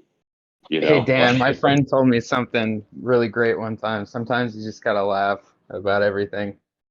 Yeah, Just laugh at I mean, it. I don't want to sound like I'm depressed or anything, but I am the like talk of like of sort of like coexistence with the outside world does, yeah, that's a mystery. I think It that's sounds like you're like that's an alien thought. looping back to yourself in your experiences. Like you experience something and it loops back to you, and you experience something else and it loops back to yourself. Like almost a looping kind of experience. Yes. Yeah, absolutely. Yeah, it's just like a accrued information. It's like accrued is in ACCRU, like built up information. Dan, can I ask a question? Yeah. So you were saying, like, something you said was very real to me. Did you feel like, like you're a part of that? Like you said you see it as a oneness, but you feel you're not in your awareness. It's not one. It's just like your awareness, right? Right. There's a oneness, but I'm just the solo observer of the oneness. Right. But you're observing the oneness, but you are not the oneness, right? Yes. You're not the oneness in that state, but you're aware that there is oneness. Yeah. Right? Yeah. So but there's a paradoxical opening there, where so it's like, if there is oneness, how are you not a part of it? This is the whole Indian thing where they would suddenly see God in everyone. So it's as if it's just one intelligence that's moving and we're aware of a part of it, like we're on the back of a dragon, or we're on the, you know what I mean, back of a turtle or something. Like there's our certain range of control, and then there's the whole world happening as an intelligent event, right? Yeah. So it's like, I don't know how I got myself into this predicament where I'm stuck. Can I ask what the subject is, so I know what you guys are talking about? Mind. Yeah, welcome, Laura. Yeah, just how do you experience your mind? And okay. I was talking to Dan about like that. I was saying that this notion of oneness means everything is the same. Everything is one moment, for example. That's a oneness. Or everybody is energy. That's a oneness, right? Now there's like the mind, there's a body, and with that body there's this mind, right? And the mind usually is focused on the body's activities, but certain moments, as it's living its physical life to still exist in the realm, right, it notices more about its mind, right? So my question would be, do you see the limits of the mind? And if the mind has limits, what is the approach then, right? So could it be that if the mind can't get past a certain dualism, do you know what I mean? Yeah. The separation. because that's a concept too. Do you see what I'm saying? So I'm saying it's like from object of mind, subject of mind, is there a presence of all mind as mind? No, I can't detect any presence of all mind. I can only detect the split half of it. So right now, that sense of self that is stuck in that paradigm where it's like I'm in this kind of mind rather than, let's say, the collective mind, right? So as long as there's separation, how can there be collective, man? So could it be also a person has to be mindful of like the placebo thing? Do you know? Where how you're expressing it has an echo? Do you know? Right.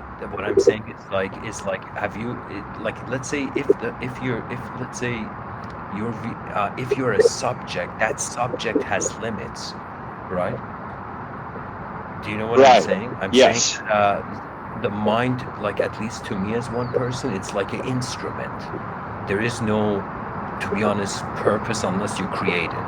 You play the instrument, right? But if you're just there sitting still, you suddenly realize it's like it's being before the mind's identifying with whatever you're doing, right? That being, call it oneness, call it the inconceivable. It's just a level where everything is just being. Do you know? Regardless of any object or subject, both objects are being, subjects are being, but it's all being. Do you know what I mean? It's all existence is like a pure level of itself. Do you know? Just a level where nobody's existing less than others. You know, where everything's existing. So that's kind of like a huge, like, okay, it's one event, one intelligent activity of being, right? Now, do you see the mind as the trouble, or do you see the mind as the opportunity of an instrument for a limited time? I seem to well, I seem to see it as the trouble. It's like duty. It's like inescapable duty. 'Cause like, you know, I'm here, you know, it's like I'm here and I realize that everything I like think and say and do has ramifications. And that like ripples out. So I'm just stuck in the duty. It's like, well, you know, I don't know. I gotta like, you know, I gotta work to do this because I gotta take care of myself. And then, you know, I have like my friends and my family, and you know, you've got to like interact, keep that boat sailing smoothly. And then, you know, if I get too lazy, then I'll get unhealthy, and then like I won't get my work done, and then like I won't make my, you know, like just all these, you know, the mind is just like this. It's this thing that can juggle all of this shit. And so it's like, yeah, so it's just this, yeah, the mind to me is just like my instrument for this duty that I have since I'm here somehow. I don't know. The 3D things. Yeah. Right. And then outside of it, I don't know, I guess, well, I don't know. I would say that like sleep would be a place to escape it. But honestly, I go straight, when I fall asleep, I go straight into dreaming. Like I lay down and whatever, focus on my breathing. And then, you know, I kind of start seeing things in my imagination. And then those imagination, like that just becomes more real and that becomes a dream.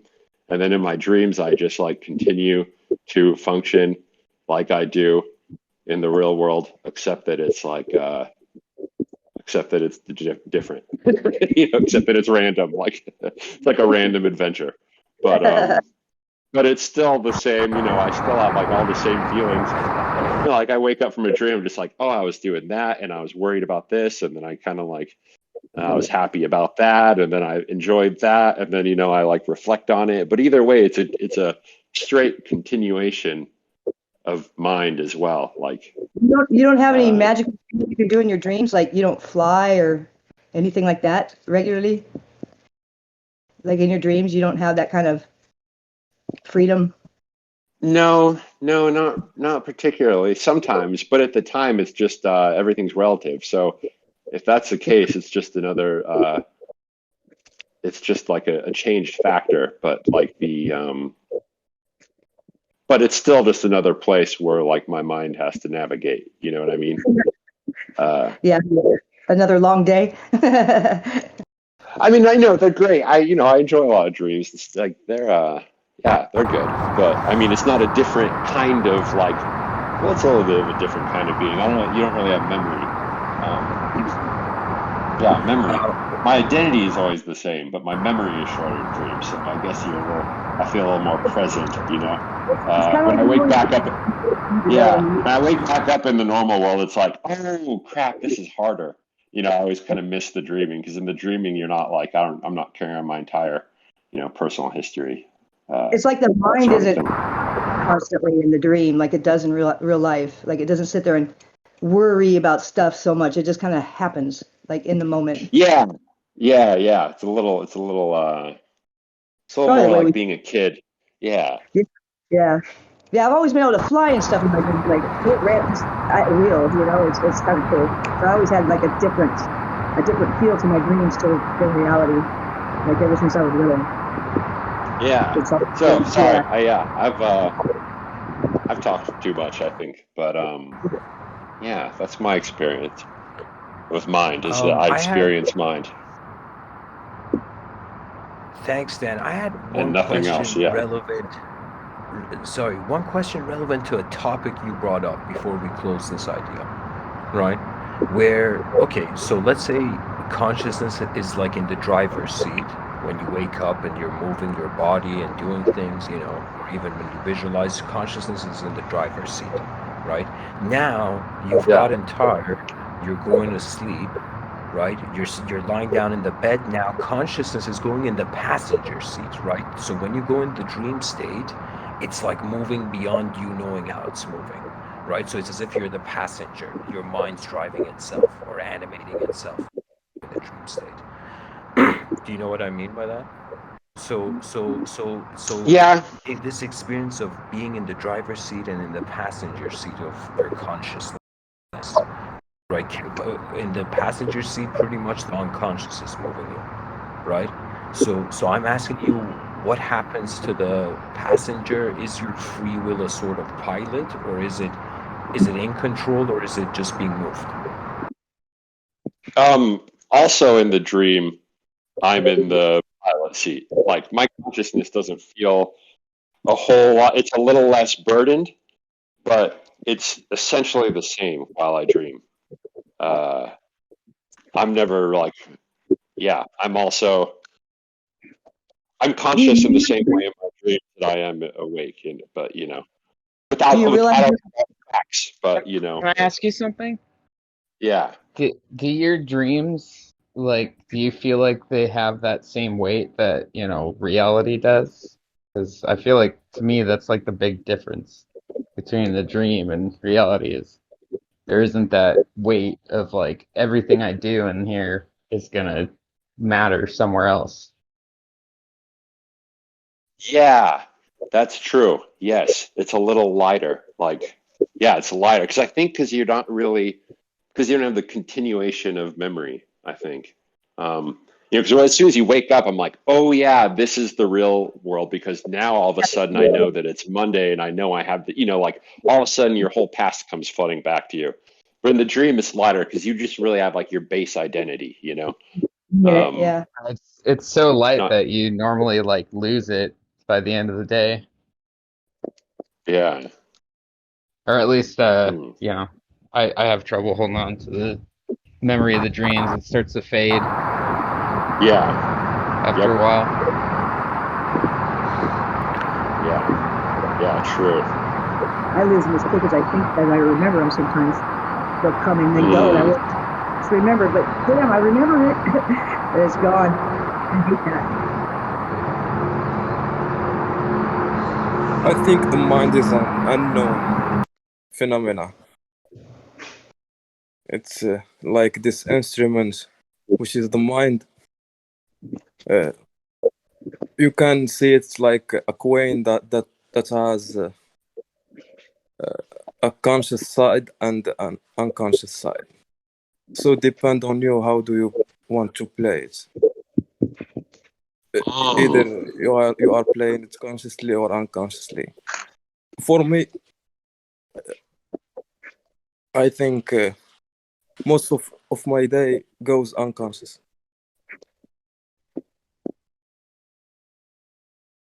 Between conscious and unconscious. And I think when I took some drugs like not LSD, like ecstasy or yeah, just ecstasy, because I have just one experience with ecstasy. It's not that high like DMT. It just make you conscious, like 20% conscious.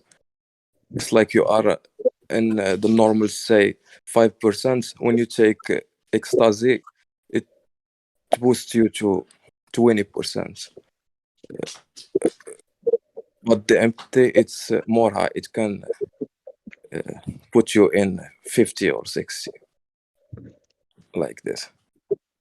And when you take like this psychedelic, you feel like you are very conscious. You are very conscious to your being and to your thoughts and to your feeling, and you can consciously move between them and create. It's not like the normal state, like we are right now. By conscious, then you say that mainly you feel unconscious. So when you say that mainly throughout the day you feel unconscious, you mean of like let's say your ego and thought process and all that. Is that what you mean that you're generally unconscious of, that comes to the forefront on drugs?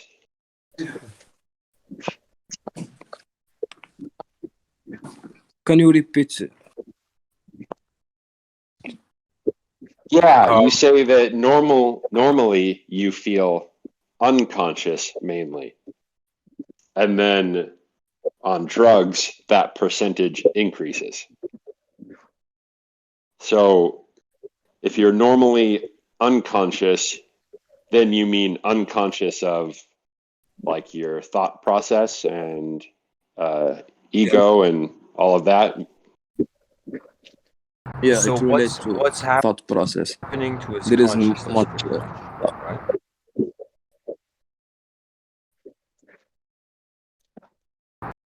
Sorry, go on, man.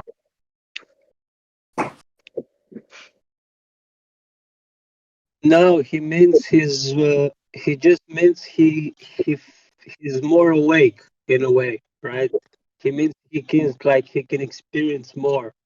But what I'm saying is, for example, if you take an even stronger one like DMT, you see that you get to a point that you don't recognize anything.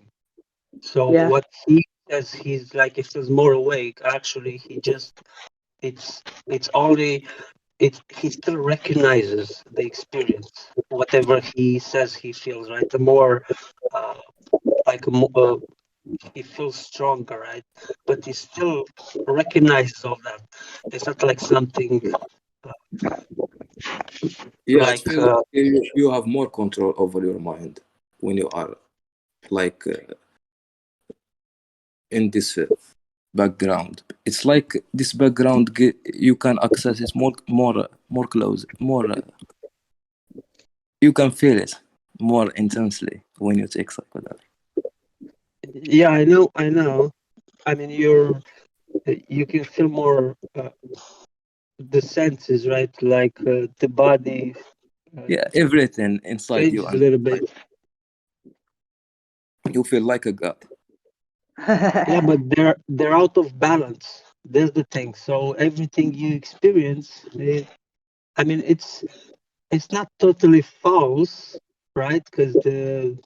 But it is. If you go deeper, I mean, if you move a little bit further, you see that that's actually, You know, like I was saying, if you take a stronger one, I don't know if you took, I don't know if you tried, you can see that you get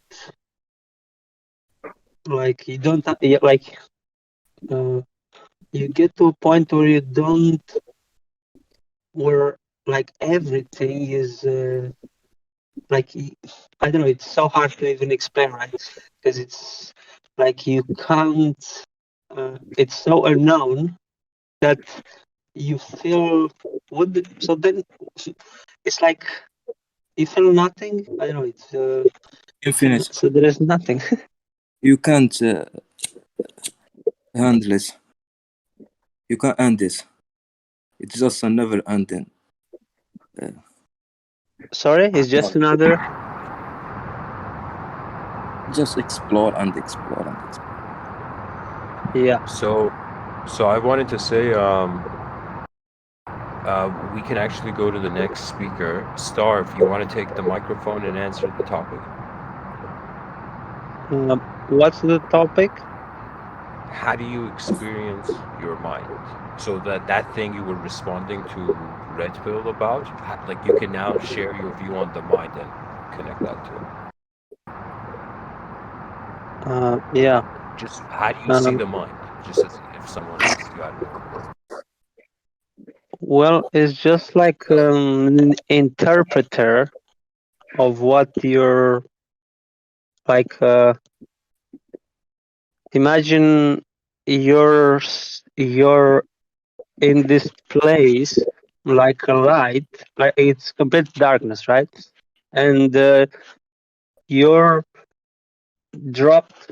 You appear into this place, right? To this. You don't know what this is, right? You and it's like the light. It's like your center stage, and the lights are on you, and that's your awareness, basically. And the light, of course, over time expands, and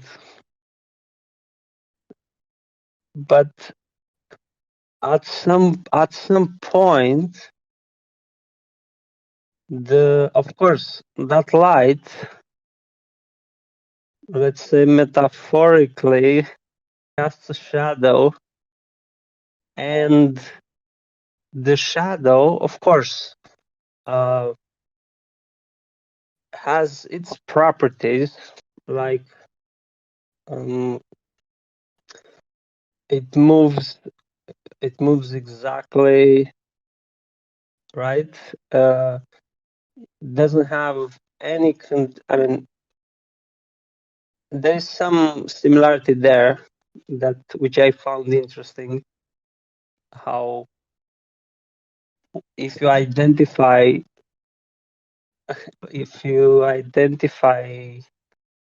like with the language instead of the leaving it to the awareness, right? Then it becomes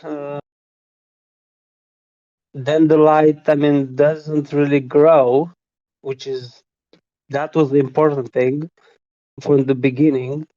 But now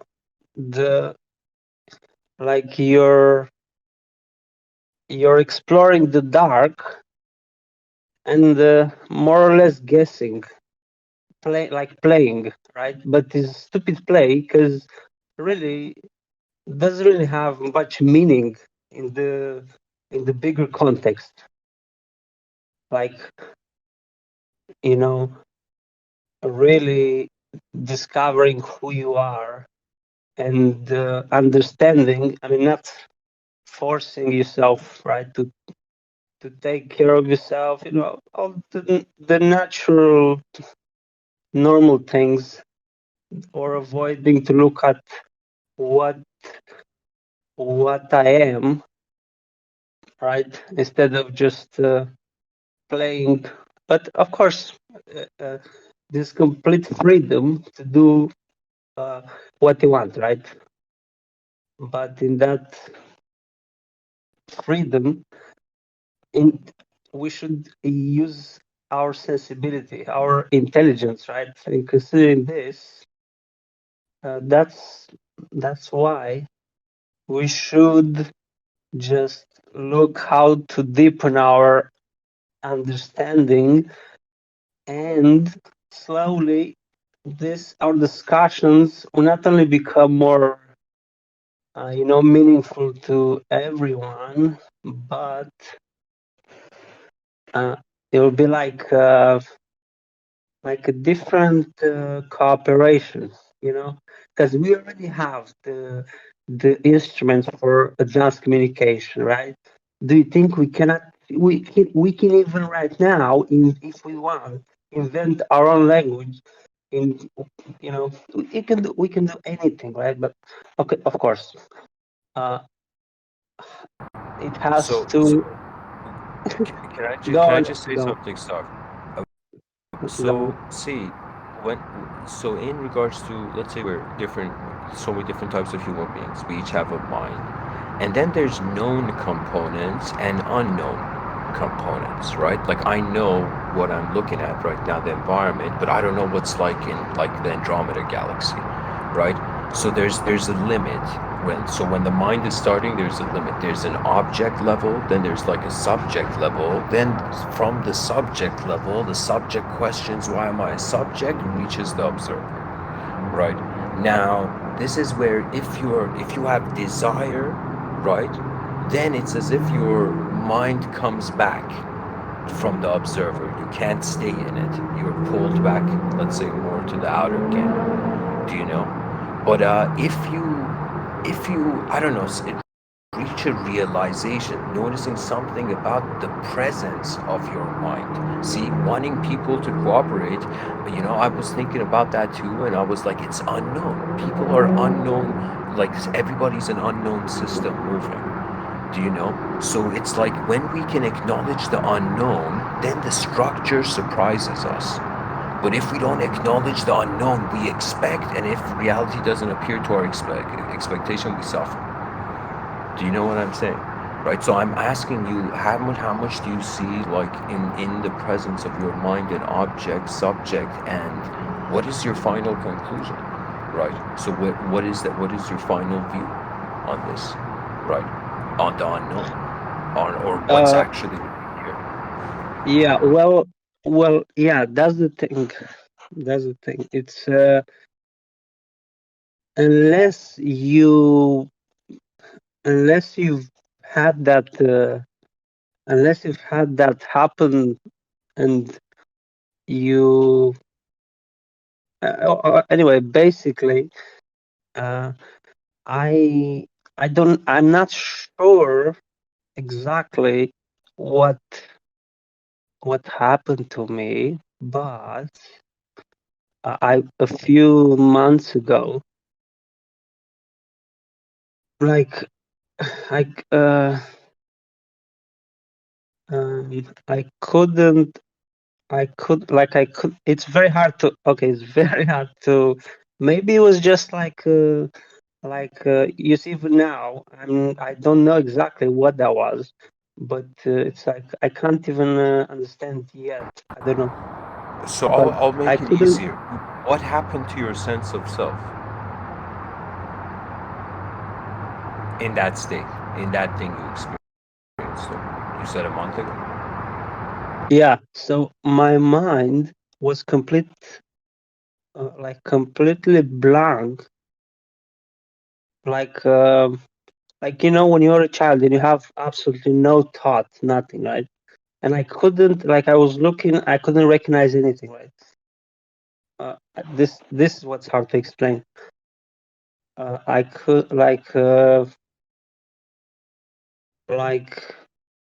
it's, but it was a bit kind of I don't know, like one, yeah. No, go on. So I'm saying exactly. You, like I call this when you reach beyond the language threshold, right? So you're seeing you're seeing something more than just the body, more than just the subject, and you said it's blank. So it's as if everything's in. It's like nothing is seeing everything. Is it like that? That level of blank? Yeah. Well, it's So pure unknown. yeah. Well, it's we get to that like in that funny Zen story that it's really it's really I don't know. I think there's a funny Zen story where the student goes to learn how to be enlightened, right, or something, and the master is like instead of giving him like a lecture, because there is nothing to say nothing to really to teach, right? It's something that you get instantly, or right, because it's not that's why it's really not only no point in explaining how is that, how doesn't correlate to anything you know or you think you can about you interpret about or you experience or you can recognize, right? Because that's the thing. The moment you recognize something, that's not a new uh, that's not that's not a new experience, or because you recognize anyway. So that's the Yeah, but if it's new, there must be a past. No. So what happens to the past? There is no past to that blankness. So it's there like a is state of past wonder, there is pure past wonder. what the in the actuality, right? There is no past or time as we know it. Time is only a mind thing. How? Because only mind functions in time. Like really, like how you can think, what if I will do this to that time, or what if so, or the past, right? How should it be then? How should it have been? Whatever, right? But that's really an illusion, because look, if you look at yourself, what you are, right? You are a process in a movement. You are like the we are, right? Like this, the reflection on the water, right? For just a moment. So this beautiful reflection for just a moment, of course, that we are more than that, of course, we are more than that, of course. But this happening, this processing, continuous movement, like a work of art, right? If you look at any human being, right, is really, if you look at everything, if you're aware of just what's happening in front of you, right, you don't need anything else. You just observe and you see more and more, right? And your awareness deepens and you understand immediately as you learn new things. You don't have to think about anything. That's the thing. You don't have to use a memory for anything. There's no time for storing a memory. You live completely now. That's the only thing. But you must first, of course, uh, get past this mind or understand how it works, right? And uh, not get past in a way that uh, fighting with it, but understanding what is the role, right, of the mind, of the memory, and then you deeper your awareness, then you have a bigger context. Then you, but that's very different from any stimulants that you take. And yeah, go on. You want to say something? I wanted to say, right, but in the outer realms there is cause and effect. Like we can't ignore in the outer realms it's cause and effect. You know, we were all children that grew, right? You plant a seed, it becomes a tree, you can see it, you know. So there is change, there is cause and effect based change for the body, right? Now for the inner realms, when I would say, like when somebody says, okay, there is no time, right? That means it's just like there is no, it's as if it's just one moment. It's a singularity of your attention. Do you know? So I'm thinking like when you reach that point, if there's a story, like that becomes an additional, right? It's as if you're just that presence, that attention, that let's say unknown attention that's just being here, right? Then you see it's like the mind, the whole source of your suffering is like something that could be used to, it's like a misused instrument, right? So is it to you still just everything is nothing and it's just being here? Do you know? Or do you see still something to the mind? Like you can give it purpose, or you can give it vision, right? Or there's even this view that it's like think of it like a puzzle where you gotta live in certain ways and it unlocks, like the yogis. Yeah, it functions. Of course, the mind is useful. Yeah. Yeah, I'm saying when you reach that state, what is there? What happens is the mind dissolved into nothing. It was never there. There was nothing ever here. It's just energy hallucinating itself or something. do you know what I mean? Or is there still something here that can move things? Right? What happens to the free will? Is there no free will?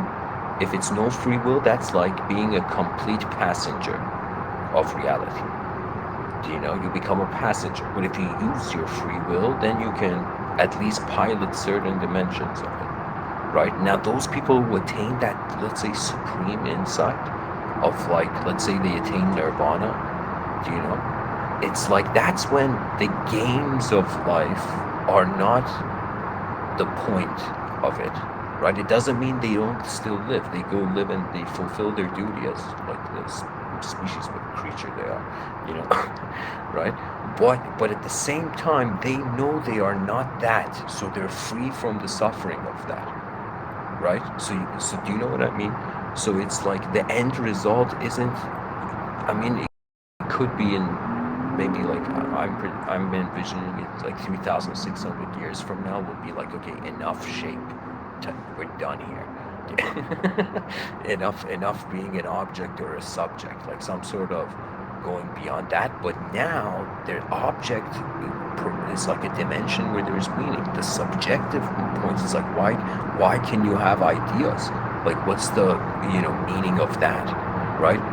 And then, do you know what I'm saying? I'm saying it's like you get to nothing and you see the purpose of nothing is everything. So then you come back to the same moment that you thought you were in suffering, illusion, and whatever. You come back like a circle, do you know? And then you see the divine is everywhere. Whether you journey in your inner realms to try to get to it, or in your outer realms you just think that, like, that's enough. Do you know? It's like literally a round circle, right? Do you know? Then it's like that's when the unknown comes in. No more ideas, no more I understand even the one. There's no more ideas, just the presence of unknown intelligence. Okay? So now think of it, this whole time in this planet there has been an unknown intelligence, just the presence of the whole thing, right? Now how many people establish a relationship with it? Those people who do, they open up to metaphysics. Those people who don't, like, there's a Zen approach, do you know, where you saw like the inconceivable and you came back and you're like, that's enough for you. It's like you saw the nature of the whole thing and you came back to where you were, do you know, as just being a person, right? But then there's some who are like, no. It's like, because it's still not, think of it this way. If a person was enlightened, they wouldn't try to get enlightened because they already are it, right? So when you realize something about your nature, right? It's like you come back as the same player, but the person behind the screen is different. Do you know?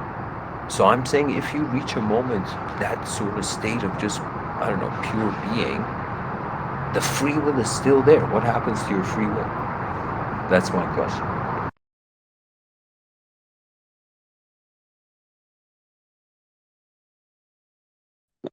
What do you mean what happens to the free will? In that experience you had, what happens to your sense of self?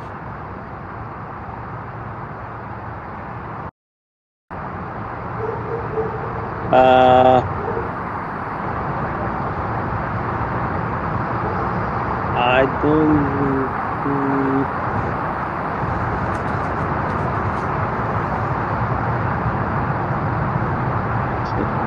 It was like non-existent.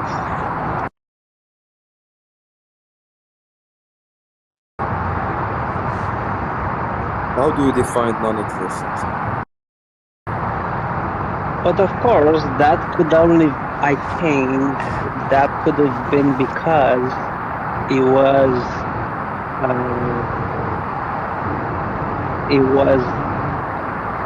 like physically for like my senses have been like expanded, like blown out, like expanded to so much that for 3 days, like 3 days and 3 nights, you know, with ecstasy, with this, you only get for you know, maximum few hours, right? You can't get for days. You have to continuously take pills in this, right, to keep it up, right? But after I think I was meditating for my 1 month without you know, just sleeping without taking any stimulants, so without coffee, with just, you know, water, because you have to be in you have to be with the body, right, in a completely natural, normal, as normal as you can get, right, as relaxed, right, in mind and body, right, and then you can observe it, you know, as it is, right, you can observe your mind and the body. So, like, so that's the thing. I'm not sure exactly the whole thing, what happened, but after 3 days and 3 nights, you know, it was very weird because in the morning I wake up and I think if I remember correctly, it was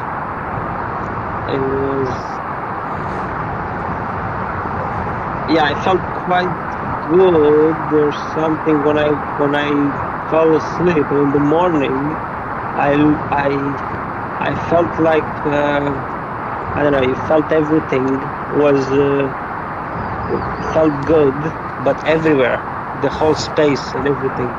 Like my room, I could like feel. I could somehow feel the whole room, right? And it felt good. Like the whole, it's like okay, I'm gonna make a weird analogy, but I never knew I'm gonna make this analogy, but it's like, you know, when you have some food that you like, right? But now imagine that food looks like air, right? So you know how Goku was eating clouds sometimes? Well, imagine there is this air and it's like, okay, that's a silly analogy, but Yeah. So you're saying like matter has become mind, pretty much, right? You're noticing it's like mind. So if you had a desire for the matter as an identity, now you're saying it's like there's no desire, right? If it's air, you can't desire it, right? Is that what you're saying?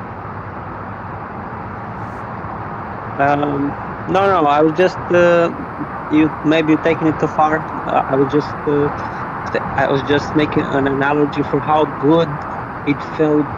That's it, okay. I'll just make an analogy for how good it felt to be awake, okay, because I was explaining how when I woke up, and I was just explaining how, you know, but maybe just you know,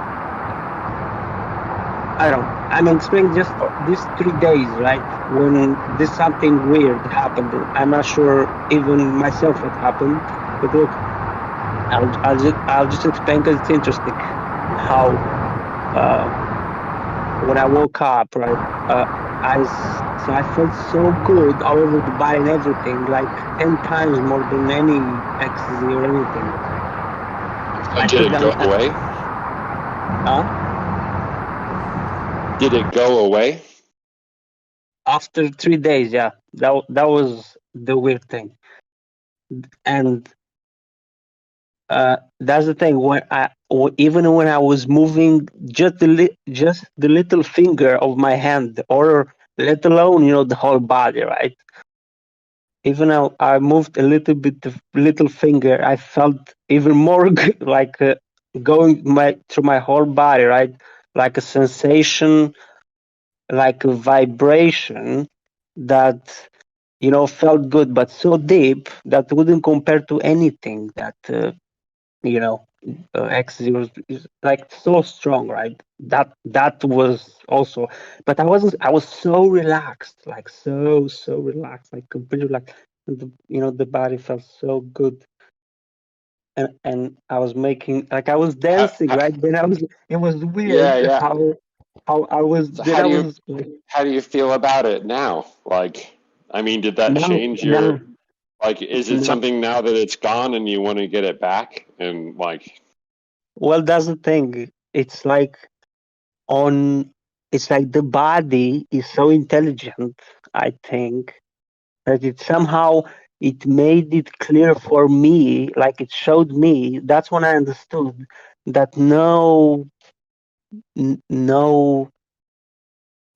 amount of stimulant, right, like coffee, or from little to stronger, or to sex, doesn't even come close to what you're capable of, right? Of of uh, of like even right now, right? Because the body is like a chemical factor, right? So you can make it yourself however you want. You can make it. Look, I could have made this myself. I could have made my body to completely feel like that, to keep it like that. I had so much like confidence, because I anyway, because I trained for some time, so I knew like how to how to control the body a little bit, right? And some things. So I thought I could do it easily. So I didn't do it. That's what I'm saying. It's not like I don't feel confident, but I'm just, just to be clear to everyone. So yeah, I could have made my body to feel like that forever, right? So I could feel like that, uh, like uh, like I was explaining earlier, so good, like you wouldn't compare to any drug, right? You felt so like amazing, right? You like, it's so unexplainable what how did good that you, felt, right? so what did you move on to from there then? Because it was real. You could feel the body, the vibrations, right? When you, sorry, what was the question? So what did you move on to? So was yourself like, did you get bored of it and then you wanted to learn something else, or did it go away, or No, yeah, when more like it why get was. rid of it? No, more like it was suspended. It wasn't that important. You were more interested about what you don't know. Like, when you are a child and you're completely not distracted in a bad way, but you're completely uh, you're wondering and you're looking with interest, right? And you find some meaning, then you find more, and you find more. You don't think, oh, your parents, and you completely dismiss them. You see something, and you continue to wonder, and you get more. It's like wonderful moment after wonderful moment, you see, not interrupted by the memory, by what happened. You see, you're living now, and I'm not saying like time doesn't exist here, like Mr. Utino said. Just psychologically, I was saying about time, right? Of course, we have some processes that continue here, right? But I'm saying just psychologically, you don't have to have your mind think, in a time doesn't exist. Just forget about that thing mentally. You can move now. You right? I'm saying you mentally, you should first, anyway, we'll keep You that. don't need to construct it all the time. Yeah, just leave it in its natural, as natural as it can be, and that's how it functions.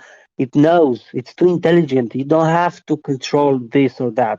You have to have complete faith in yourself that you look at the unknown. Not only that we don't know so much, but this we don't. You limited by simply having a simple thought about limiting yourself or of controlling in some way. You see what I'm saying? So you have to keep it just natural. It's very subtle. It's very, see how everything is so elegant, like you control with attention. Isn't that crazy? I don't know how you don't find this. I find this absolutely like the most like elegant thing, like like a spider web, right? How it's so delicate and moves in the wind. It's so delicate, but this is like a different level of elegance. You control things and you move with your aware. Like this is absolutely crazy. I mean, in a context, I'm saying that look, I'm I'm comparing to what when I'm saying this. This is absolutely crazy. I'm comparing to the human experience, like what we normally experience. And if we take a closer look, but when we look at everything, like water, electricity, everything is like crazy, right? But when we compare comparing to the other things, right? Let's say let's compare, right? Okay, electricity compared to, but actually when we compare things, then even if we compare, doesn't have to be. I mean, it's still we get to that. Yeah, you want to say something? Go on. Yeah, I wanted to just say, in that experience, and of course I've asked too many questions, but if yeah, I just one thing that I was wondering, in that experience, does peace, the word peace, or being peaceful, or inner peace, does that concept relate to your experience or any part of it? Was there peace? That means a freedom, like literally imagine the mind's a warrior with a sword and a shield. Peace means it drops it, and at least for itself, it's at peace. For a moment, like that's why they were all saying, like, yogis and mystical knowledge, renounce your materialistic desires, right? So let's say for a moment, does it relate to peace? That's what I'm saying. How does it, was that relevant to it? Well, you only look for a peace or for a release of stress only when you are in conflict. Only when you feel pressure or you already running from something, so you want release from that pressure, or so you're avoiding something. So it's not, yeah, I mean, peace is like the nature of reality could be peace, like there's the concept of chaos and order, right? Ancient Greeks saw the world as chaos, so everybody was looking for peace. We were just giving order to this meaningless chaos,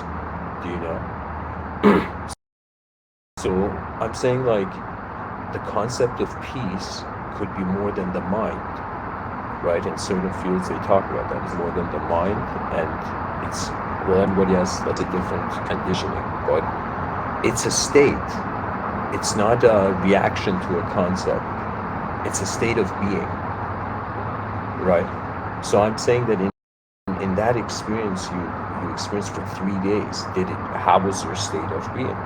Were you at peace, or was there like a storm?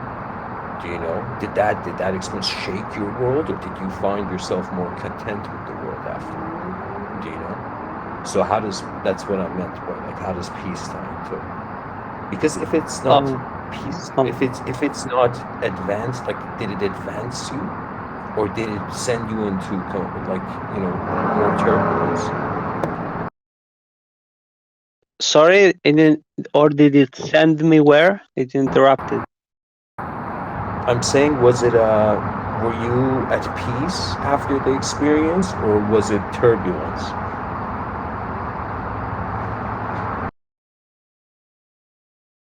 Yeah.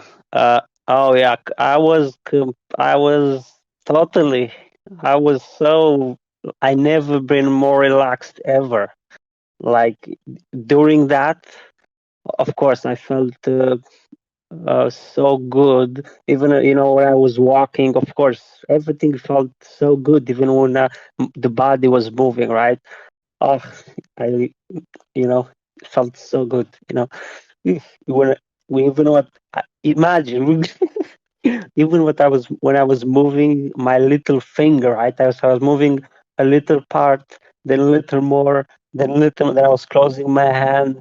Then I was lifting my hand slowly. Then I was moving my hand and the body, right? And with every movement, like it sent different vibrations of good, feeling good, right?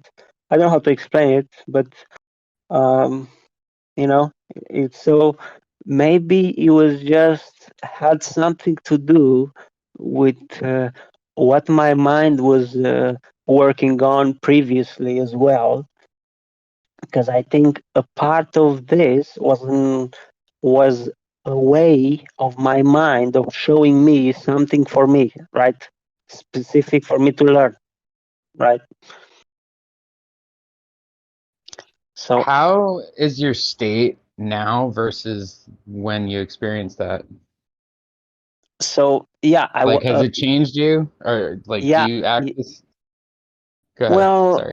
well, uh, have it changed you? Well, if I say it changed, you can say yeah. I can say yeah, but even that's not even right to say in a way as well. This might seem contradictory, but it's not. I'm saying it didn't change basically nothing, but in a way it changed me as as as it as I understood some more things, you know, I can say, like who is speaking right now, is this gathering of information that is trying to explain, right, what's happened, right? So, uh, of course, I translated, I translate that experience, so I can say, look, yeah, I learned. But one thing I saw,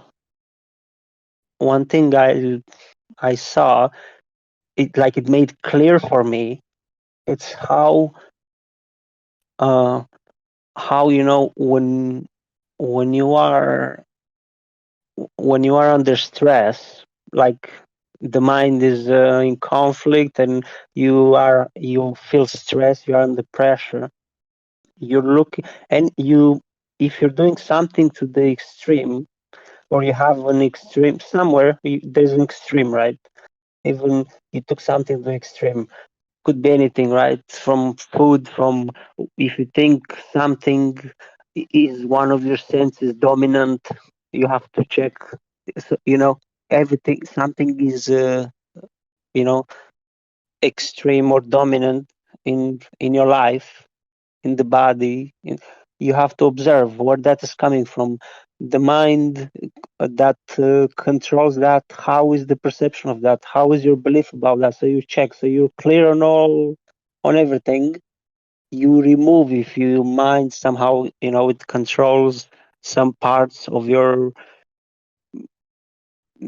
because you made all these connections, right? So if you, depends how strong,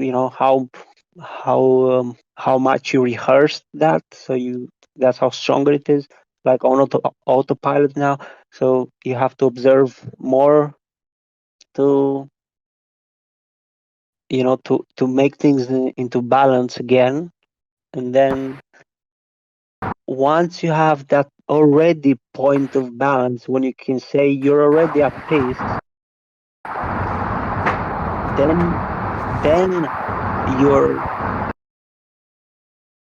then you can observe even better, the body. So I was already kind of at peace in a way, I can say. I get, but I I can say maybe, maybe. So Just didn't know after, it. not only I felt perfect during those 3 days, but even after, I felt like at peace, and you know, you could say I felt. But really, I can say now, like, I'll try to explain. But really, if you ask me then, I didn't know what is really what. Maybe it was. I didn't know. Like, I was looking. Yeah, I was. But it's like there was no really. It's like uh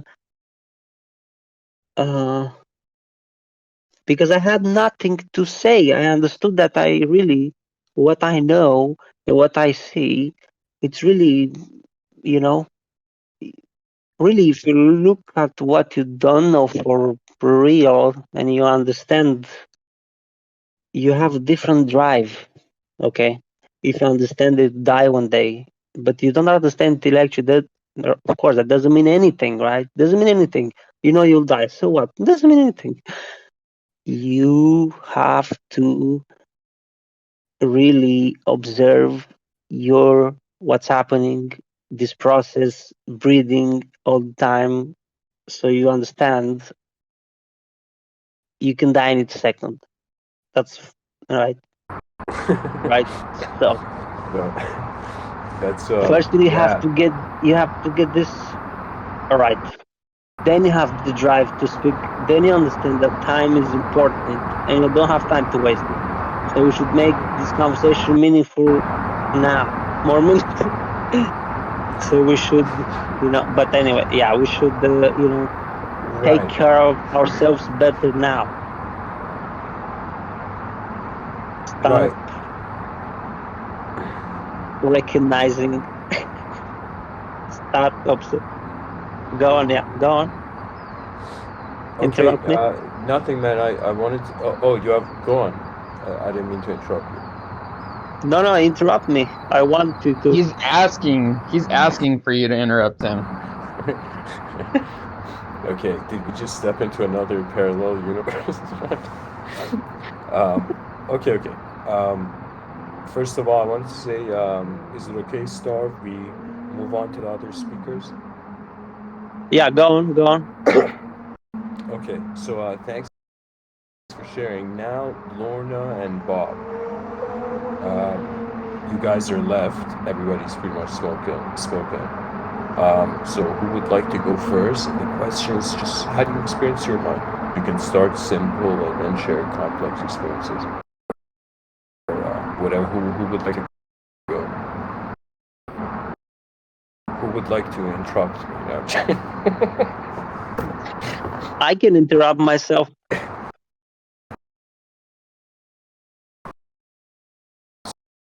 So first of all, Bob, Lorna, you right, go. Oh, my okay, mind. go ahead, Bob. Yeah, no, I'll see what I can do here. I feel like every time you ask me, my mind just goes blank. So that's a start. Every time you ask me a question, my mind is like, oh shit, it's happening.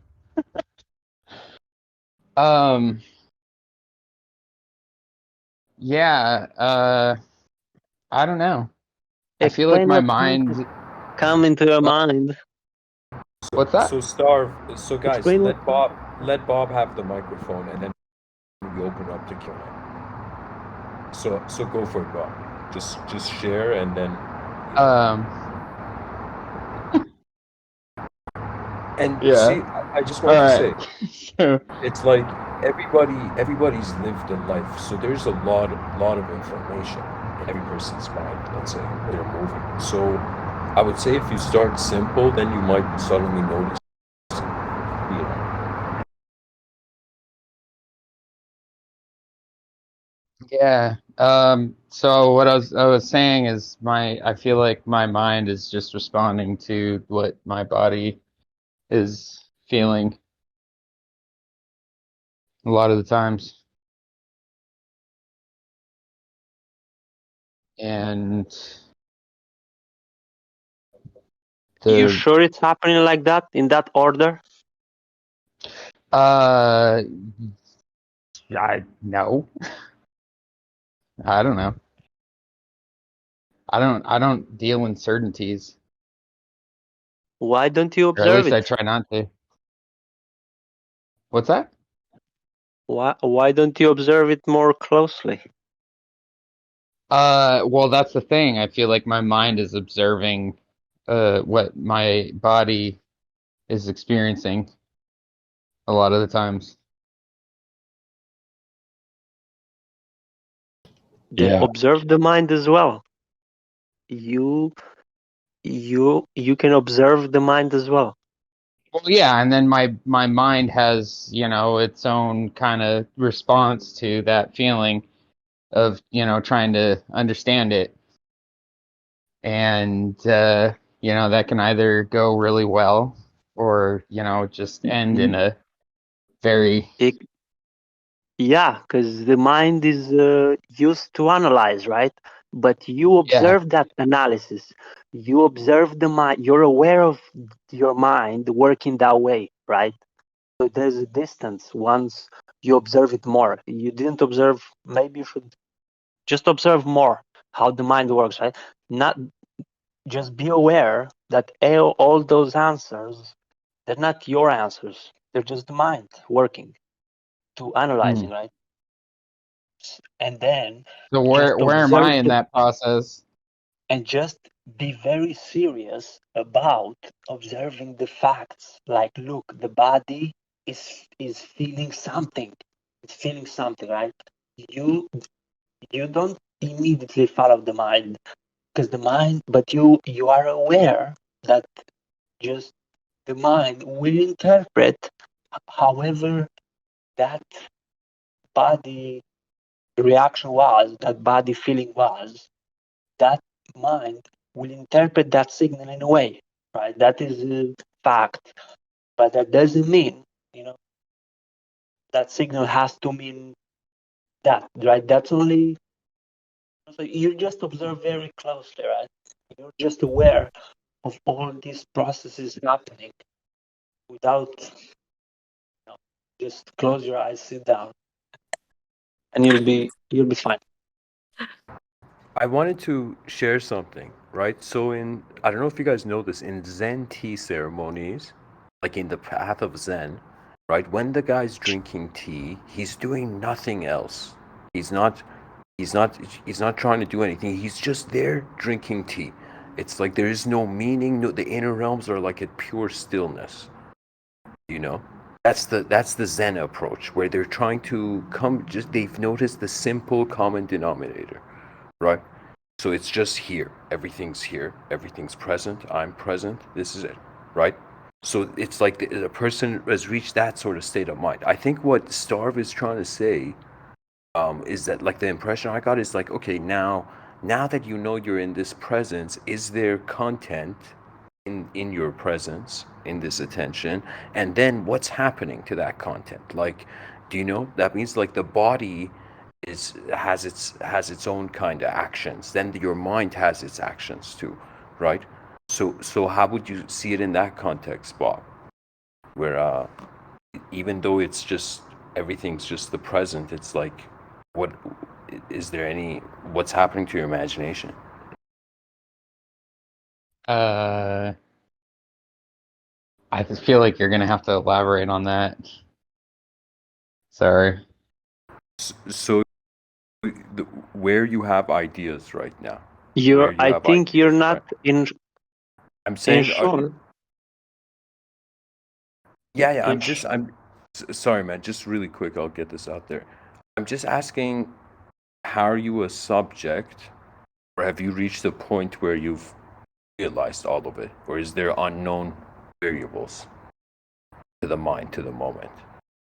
You know, because I think what Star was saying, the more you study it or whatever, right? You're trying to see more out of something, right? So how are you left in seeing the unknown and the unknown now?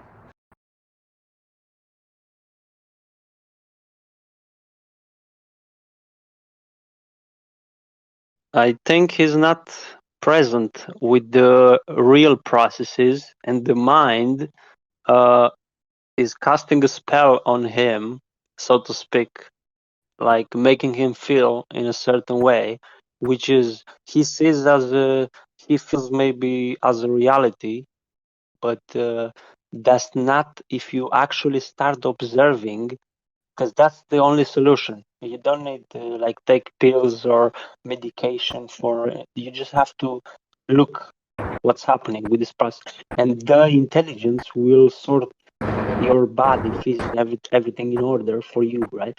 You have to understand that you don't put things in order for yourself. You don't have to try to put your mind in order to function like this or like that. You only have to be aware of the real processes, how they work, of the real things. You just have to look, and they will sort themselves out, because really your awareness is like light, but intelligent light that puts things in order, you could say, but not the light. Of course, you see, you can say the light is putting things in order, but it's the light. You see, it's like the double slit experiment. It's like quantum. It's like quantum. You have to look for it to heal.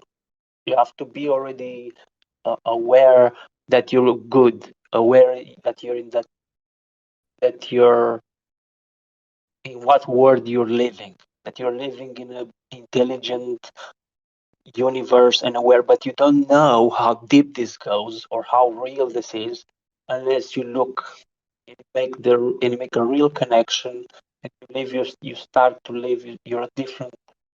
It has a different thing. Then it's a different thing. You start living differently. You understand. You see, with meaning, right? But you have to look at the real things. That's why you have to start. And you have to make a clear difference what the mind is doing, but you have to see fully. You have to see clearly what spell the mind is casting on you, right? And the only way to do this is to be aware of as much as you can, of course. And the more you look, that's the weird thing, right? That's the funny thing. The more you look and You you're know, aware. here's the thing, man. Like, I feel like my mind is doing what it needs to do. So, like, I don't know. I appreciate your input, but I feel like my But mind's on my side, even if it doesn't always seem that way. Yeah, I think instead of like the spell metaphor, I would have said, so there's this idea of karma, okay? Everybody has karma. Their own karma's happening. And karma is pretty much cause and effect. So how are you causing your moment? Right? You can cause it to be very simple. It's just like, okay, this is it. You know, like an atheist wouldn't have these conversations. It's just, okay, this is it. Or a Zen master would be like, it's emptiness. It's just this. Do you know? So you can have you could cause your moment in a way where whatever it is, let's say it's even like, of divine nature or whatever, but it's like you are causing it. You're giving it direction. Right? So everybody's like a pilot of their own mind. It's if they pilot to somewhere where it's known and comfortable, they can seat there. You know, you suddenly get fascinated by the unknown, your mind goes towards there, and then it's like more, right? But the mind is like a game engine, you know, like it's a story creating kind of thing.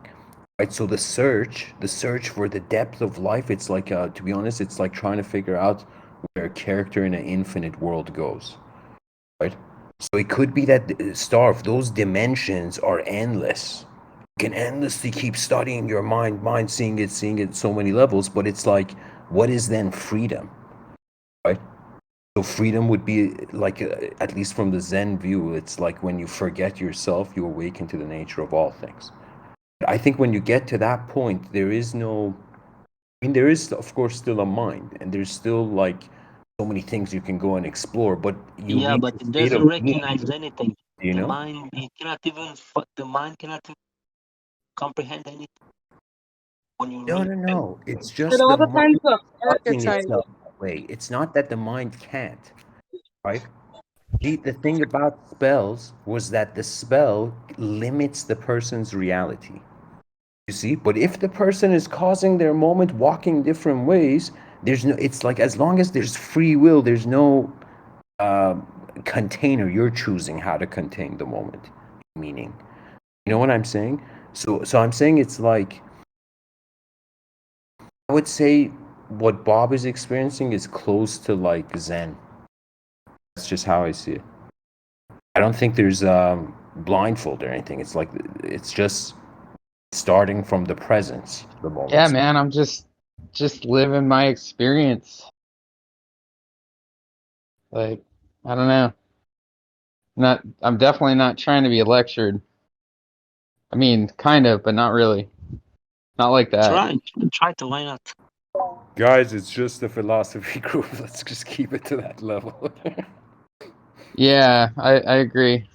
Yeah, yeah, and there's you know, Aristotle says sign of an educated mind to entertain an idea without accepting it. That means we're just sharing views. You know, there's no truth here. It's like everybody has different you know? So Yeah, guys. Yeah, relax. right, right. Now Bob, so would you say you're done? Or do you should we open it up to Q&A? What should we Yeah, sure. do? Okay, okay. So you're okay with Q&A? Yeah. Okay, okay. So I'll just ask one question and then everybody else jump in with your questions. So, see, man, I totally like I resonated with what you said, where it's just like here, you know, the simplest realization of intelligence that it's just being here. You know, you look at a plant, like you look at birds, you realize it's like, what purpose can a bird have? It's just its nature. It's just being part of nature, right? Now, we are that part of You nature. you already gave it the purpose right there. Let me just finish and then so we don't get I just want to get the idea out there. So you're a part of nature, happening alongside of nature, right? Now we are that part of nature that can control and use this idea self, ego self. No animal, no lions are not like getting happy or depressed. Do you know what I mean? They're just being their nature, pure nature. Okay, then we have the advantage of like this dimension of mind and dimension of noticing, okay, the self can do this, the self can do that, the self can be this, the self can be that, do you know? So I would say it's like what's being asked here is like, right, this self that's being here, how is it viewing it's itself, you know? And it could be very like I mean, it's everybody's lived, right? So there has to be some sort of change. So how did you reach this point? This view of mind you have? Was it from the beginning like this, or did you reach it? No, definitely not. I definitely reached it at a certain point.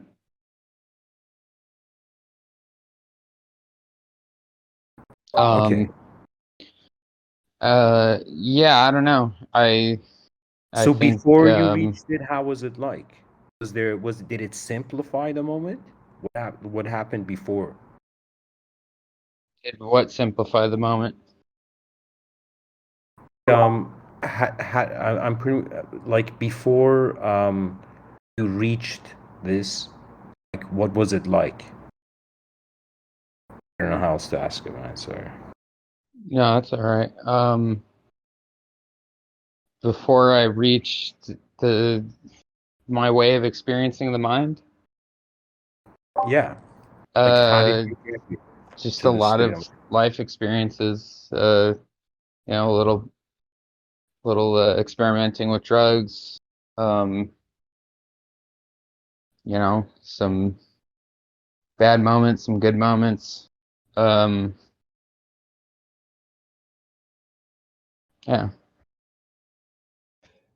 How do you feel about like responsibility for your mind? That's kind of like where yeah. How do you feel about that? In relation to, Like, for example, you're like, all right, my mind does what it needs to do, so I'm fine with that. So it like you see then the mind is maybe like the essence of your selfhood that's kind of like your co-captain, or do you see it as yourself? Like, is it a tool or is it yourself? I guess maybe a little bit of both.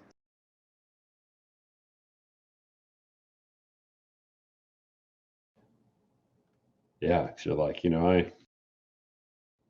personally, I always feel like I need to like control it, I'm like, whoa, this thing is going crazy at the moment. Like I need to. Yeah, I mean, I think, yeah, like that can happen.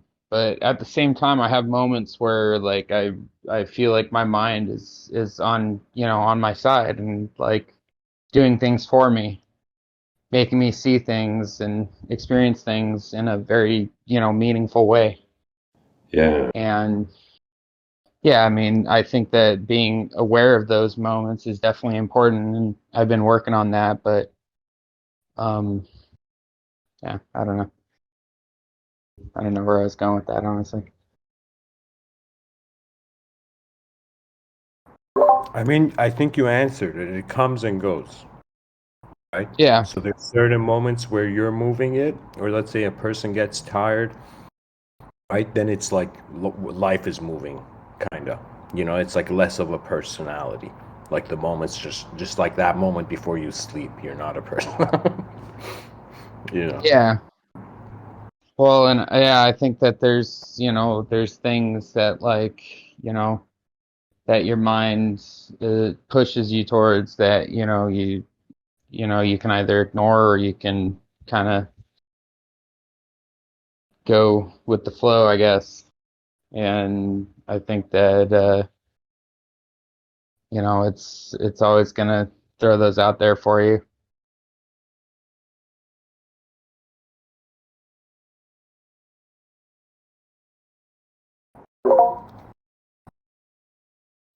So, how do we feel? Is there more questions? No, I feel like I've gotten all I've gotten, all I'm gonna get, I think, out of that. So, Bob, how do you feel? Should we go to the next person, or do you want to say more? Yeah, go about for you it. in particular, Bob. Sorry, sorry. What's that? I didn't mean that about you in particular. I meant maybe I was going to log off here. Oh yeah, no, you're good. Yeah, my mind can't consider itself anymore. It needs some television or something. All right, man. All right, man. Thanks for joining, bro. My friends.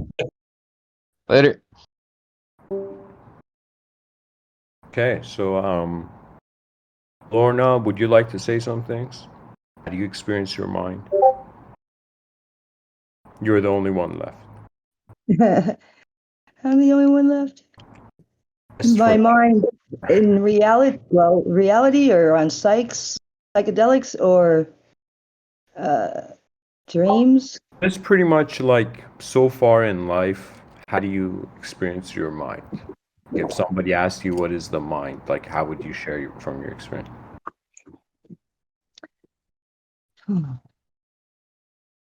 Has definitely changed over the past 5 or 6 years.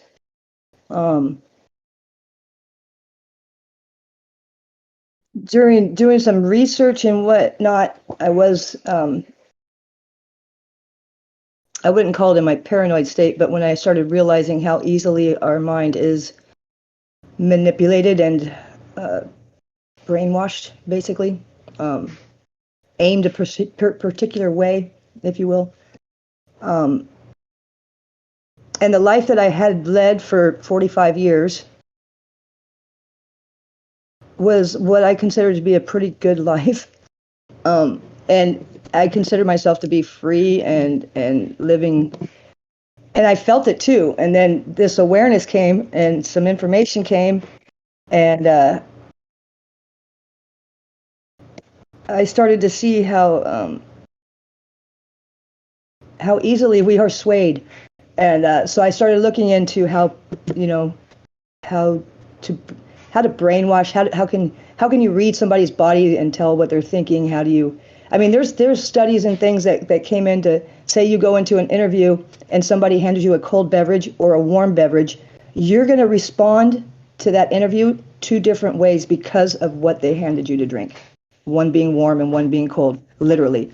And it's broken down to such a fine tuning that it started terrifying me, really, because we are so easily manipulated. I mean, the mind is. So I dug in to see, you know, just how many different ways that they've done studies of different types of things like that, and learning how, you know, they've taken children who haven't had any limited vocabulary thrown at them or any kind of brainwashing done from like birth and pre-birth, pre-womb, and never gave them those limiting vocabulary words or thoughts or ideals.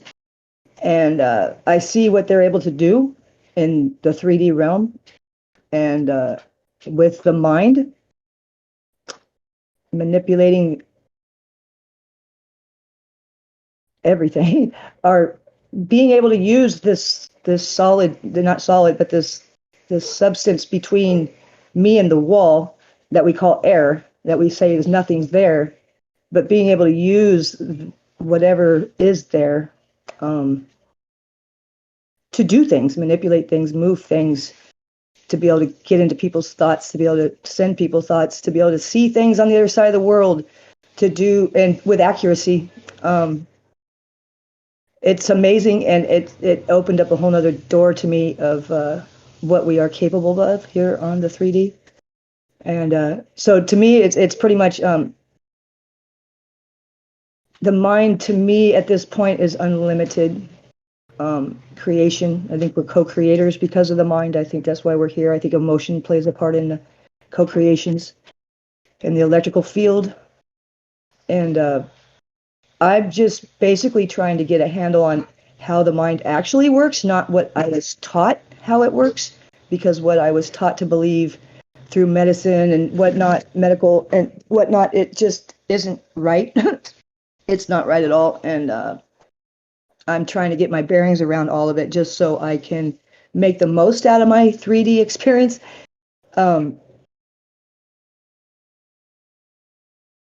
When I take psychedelics and whatnot, there's 2 different ways I do it. I can do it to where, I, as I say it, I can tap my toe on earth. I don't really take off to where anything's unrecognizable. I recognize everything I'm looking at. It's just, you know, colors or enhanced or has movement or life to it or whatever. You know, there's that force between me and the wall that I see, and I see the Akashic records above, and I see things that my brain or my mind filters out normally. So it's a very complex little sucker, and it does a lot of things, but it's also very easily manipulated and easy to point into directions if you're not aware. So it's gotten a lot more complicated the last few years, just learning its capabilities. It's a powerful little shit, you know, and our heart has some brain power in there too, apparently, and it's even stronger than our mind is. And getting the 2 to work together in sync brings different results too. You know, it's an ongoing learning process for me. I hope somebody out there has some kind of answers, or at least they're advancing on figuring out the truth. I'm sure there's got to be, because there's not every place in this world is got TV and, you know, commercials and movies completely programming them and telling them how existence is. So there's got to be people out there that still can tap into what hasn't been tampered with, if you will, by people. Because I know there's people that know because they've done these studies. There's so many studies out there that have these answers that were ran by different governments. It's there's people out there that know. And I don't know if that they keep it secret, you know, that's what the kings were back in the day, kings and queens, if they were the knowledge holders of all this magical stuff, because there was a lot more magic going on back in the day than there is today. And it should be the opposite, you would think, because there's absolutely no advancement in that. It's been stifled. But that's for, you know, commercialism and money, you know, so they can sell us things that we don't need to look outside our bodies for.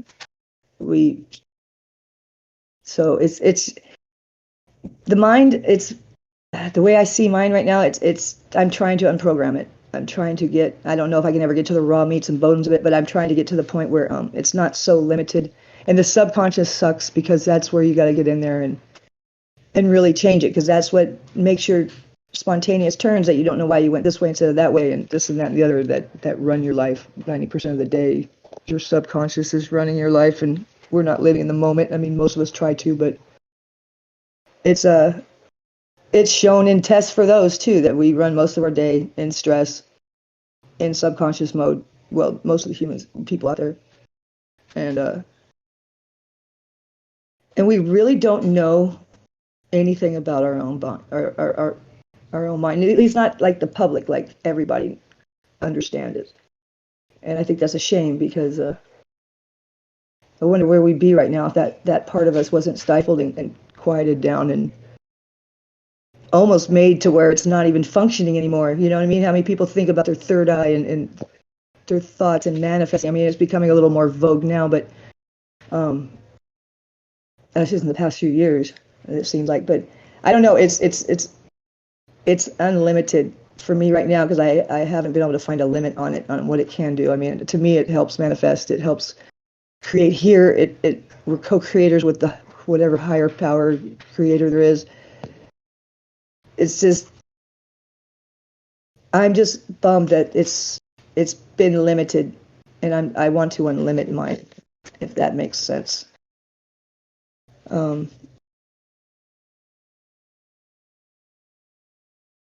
When I'm on psychedelics and I go to a place where I can't recognize where I'm at, it's a whole nother structure. I don't know what that is.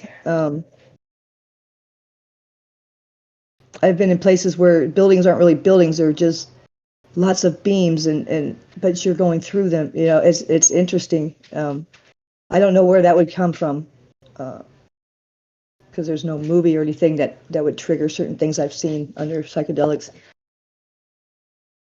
But it's only been probably the last 5 years I've really taken enough of the psychedelic to where I get to that unrecognizable place. And it's interesting. I mean, usually like I'll see pixels and this, that, maybe they're parallel universe portals. I don't know. Everywhere, you know, in places and colors and things like that.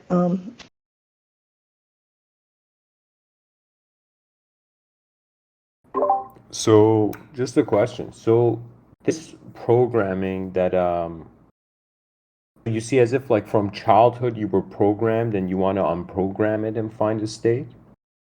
Well, if you want to just to use a word, yeah. I mean, it's you know, we kind of learn and live what is around us, what we watch, the movies that tell us, you know, what reality is, what our parents were told reality is. I mean, my parents never were told to, at least they never told me to go manifest, go and meditate, go join the universe and go join the collective. You know what I mean? They don't ever say these things, these unseen things. It was dismissed and told as fantasy. I mean, even mystical is looked at as not quite real. It's fantasy. All those things written are looked at as symbolism and fantasy, and they must have had a few beers around the bonfire kind of thing before they wrote the Bible. Or had some good shrooms. You know what I mean? I mean, people don't take it as literal. And the more I'm learning about what I feel reality is, the more I believe those writings as literal, like they meant literal. And I could see how that existed and was there, and then there's proof, and then well, look at that. You know, it's just it's a way of being that's just, I don't know if it was ever really here, or maybe only a few had it, but I don't see how all of us aren't just magical in a way. You know what I mean? Being able to being able to do things that we think is magic, you know, that You're only not the. Sorry, Lorna. I have a question. If you're not the mind, why do you need to unprogram it? Why does it matter? because I want more out of it. I know it's being More in how do you like from using the mind, or no from using no. It's just there's things that aren't tapped into, that aren't activated. I feel that are there. I mean, we only know part of the mind. I mean, you go paralyzed from the neck down, your heart doesn't stop, your blood system doesn't stop, your breathing doesn't stop, the entire system doesn't stop because you paralyze your you know what I mean? When you break your spine or something, there's still systems that are running. We only know part of the brain and definitely only part of the subconscious. I mean, there's so much to it that we don't even know that's there. I mean, nature wastes nothing. So it wouldn't create this brain and then only use 5% of it. That doesn't make sense. I mean, we know some of it runs our, you know, our nervous system and whatnot, but a lot of it, I think, is reading the universe, signals that we don't see and vibrations and whatnot. And because we're not told to look at it as important, the brain eventually just quiets it up to where you don't even hear it anymore. Like, you know, you don't hear, like there's so much more we hear that the brain just silences up. Like, you know, this, like when you move into a new place and it has different sounds, you're kind of awake until all of a sudden you don't even hear the dog barking next door anymore. The brain just starts quieting that stuff out because it's not necessary for it. It's not an emergency, or it's not, you know, anything that it needs to pay attention to. So it just shuts it all off. So if we're not paying attention to the collective thoughts or even, you know, talking to God or hearing angels or whatever else that they've claimed that has been here and able to do, that's just the body's going to slowly just turn that part off. Like if you put conditioner on your hair every day, your hair is going to stop producing oil and you're going to end up really dry hair and you have to put conditioner on it. You know, things like that. The brain's going to just stop using that part, and then we're just going to, over generations, forget about it, which I think is what's happened. And then it's not even thought about. And then hopefully it doesn't go away. There's a few of us that find that spark back and then start searching again. And luckily there's always some gurus out there that kind of wake us up, you know, wake a couple up here and there that keep it alive to be, you know, at least so those who search can find someone who knows, you know. So I'm just trying to learn what is limited and what's not, and then try to, because the programming, absolutely, I mean, they're telling us how they want life to be. You watch the news and we're manifesting that coronavirus into the big numbers and all this crap because people are believing what they're watching. I'm not even going to go there, but I'm just saying that's one example I crack up at. That I was watching, I turned it off. I don't even watch the TV anymore, but a couple of times I wanted to watch the news about it, and it felt like every 15 seconds it was just being brought up again and being brought up again. And it's like, and then I go out into the world and I'd ask somebody standing at the bank teller, the machine, well, do you know anybody with coronavirus? No. Yeah, me neither. And I just start asking real people. And I don't know. I mean, of course it's real and people have it. And I've been exposed to it for 4 days. And I after, you know, just 2 months ago, and I went home and never got sick. And so far, all the people I've noticed, I've been asking, because I've looked into smart meters, learning frequencies and whatnot, and it seems so far 100% the people that I know who've caught corona, that was more than just, you know, a little laid up for a couple days, had smart meters on their home. I don't know if that's coincidence yet, but it's 100% so far, and I'm going to keep asking, just because I know the damage they do to the immune system and stuff like that. So I'll stop on that because that's going off on a side thing. But it's just I think TV is more like the people who know how the mind works. That's how they control the unknowing. That's how they control their manifestations, basically. Like they feed you what they want to be real, and we believe it, and now it's real, you know. I think it's that intricate. And because there is something between us and everything that carries signals, and you can change a photon over here and it's going to switch over on the other side of the earth just as fast as you switch the one over here, and you didn't even touch that one because they've been connected. You know, it's just, there's things that I want to find that we can tap into that I believe is just almost obsolete to the masses anyway. And I don't want to be part of that obsolete part. I want to learn, because I think there's magic out there, and I think it's wonderful and interesting, and I want to try to experience more by unlimiting my mind.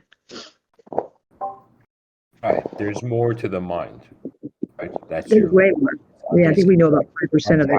into undiscovered. So okay. So is there it's still Q&A. Anyone else want to share another question? Okay, I got a question. Do you think the mind has already recognized what it wants and is already working towards it?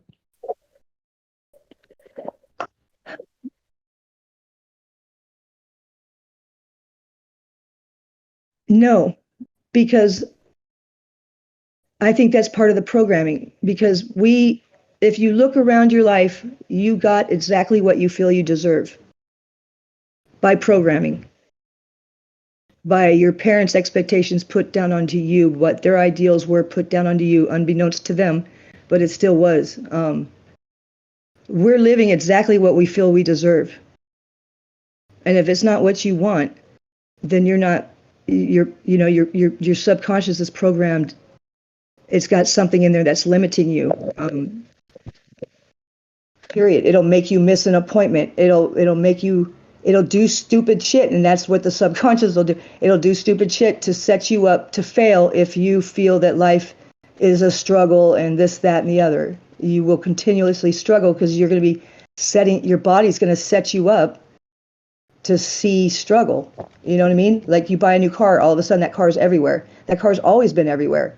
Your brain just didn't pull it out of the pack because it wasn't important to you. Now you own one, it brings you happiness, it starts pulling it out of everywhere you look. It does the same thing. Two people walk down an alleyway with two different backgrounds and simultaneously, and then they're both going to experience two completely different things. Someone who was brought up in anger, and he's going to see an arm go, and he's going to think that kid's getting hit. When somebody sees the arm go, they think that kid's going to get hugged. It's boom. It's what you've been programmed to do. When you see an accident, there's 100 witnesses, and you got 100 different stories because the mind will relate to things. You see a yellow truck. Oh, that's the same yellow truck my Uncle Joe has. And now that driver's a male because your brain just put it together with your Uncle Joe's truck instead of a female. And all, these weird things, just anything. Maybe Uncle Joe has red hair. Now that driver has red hair instead of blonde hair because you thought of Uncle Joe when you saw the truck.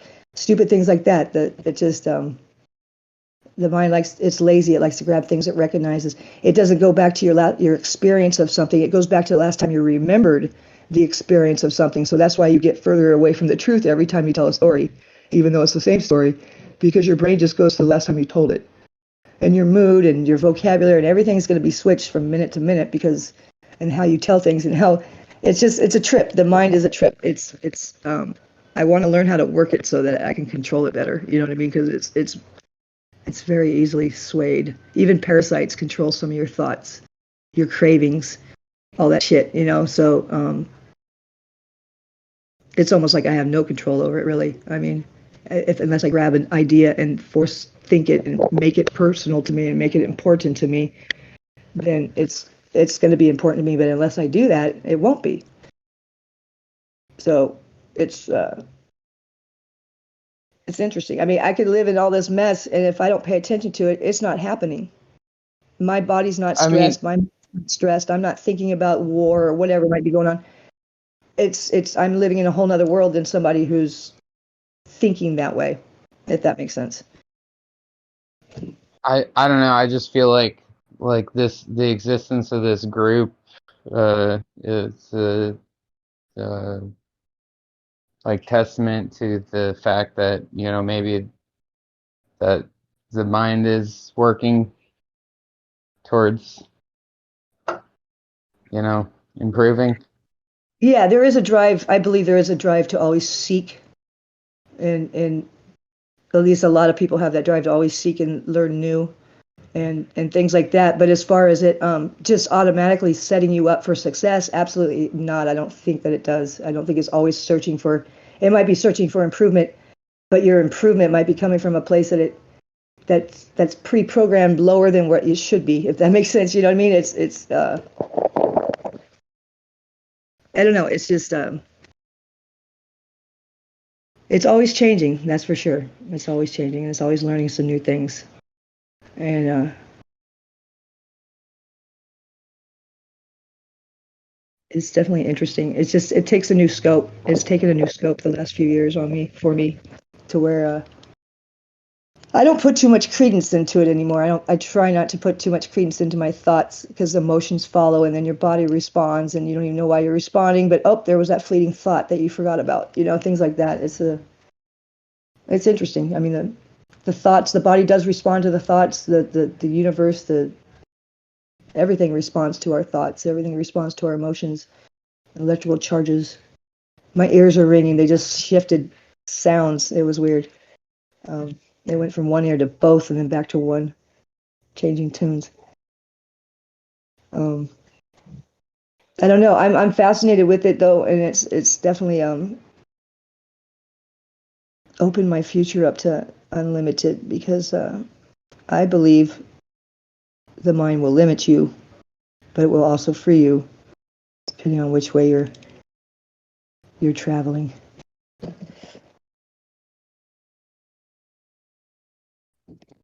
I've noticed some people don't want to know the truth, and they want to live in their own fantasy. And that's fine. What is truth, right? If it's true to you, it's true. So, Aldous Huxley had this quote where he says that there are things known and things unknown, and in between are the doors of perception. Right? So it's kind of like expected from the world for there to be like unknown forces influencing us, known forces influencing us. It's just in that amount that we know, how can we use that to come to terms with the unknown, right? Because it could be like an infinite journey, like of the mind, in yoga it was like endless reincarnation, so there was a way out of that,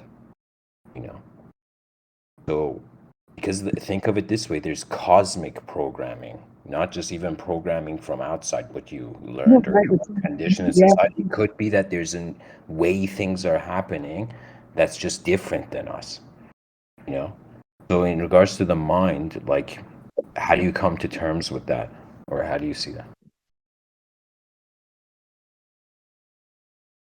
okay, so rephrase it.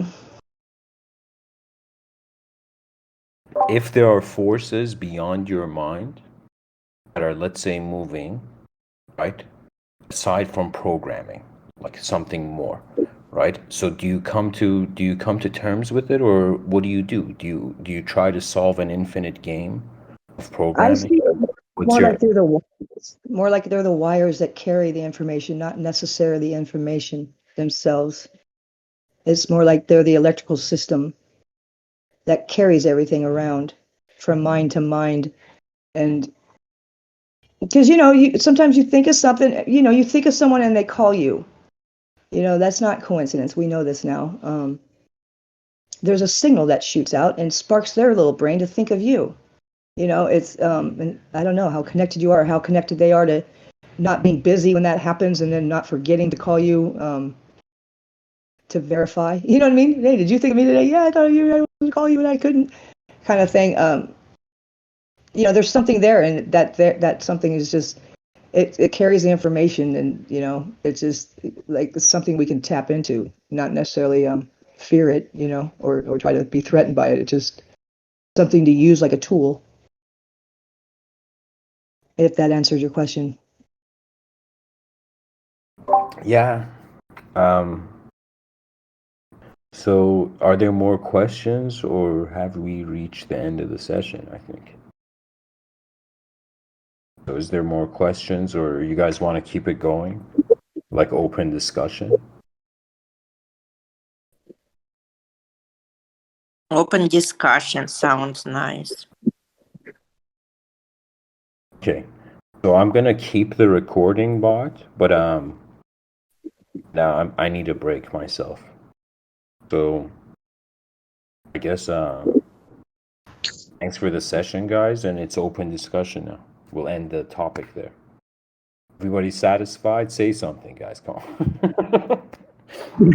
I'm very satisfied. I found the answer to the question I posed in the beginning of this session. So I'm very happy. Thank you. What was your question that you figured out? I don't know how to. It's. I need to simplify it. Hold on. How to put it to it, huh? Yeah, I was wondering why I'm so drawn to inner world, that I almost feel disabled in this world. Disabled is a big word for it, but hard to focus. For example, I withdraw from this world very easily, to the point that it's a concern. Yeah. For health, mental health. But as I was listening to you all, I don't know, I drifted away and I found an answer. I think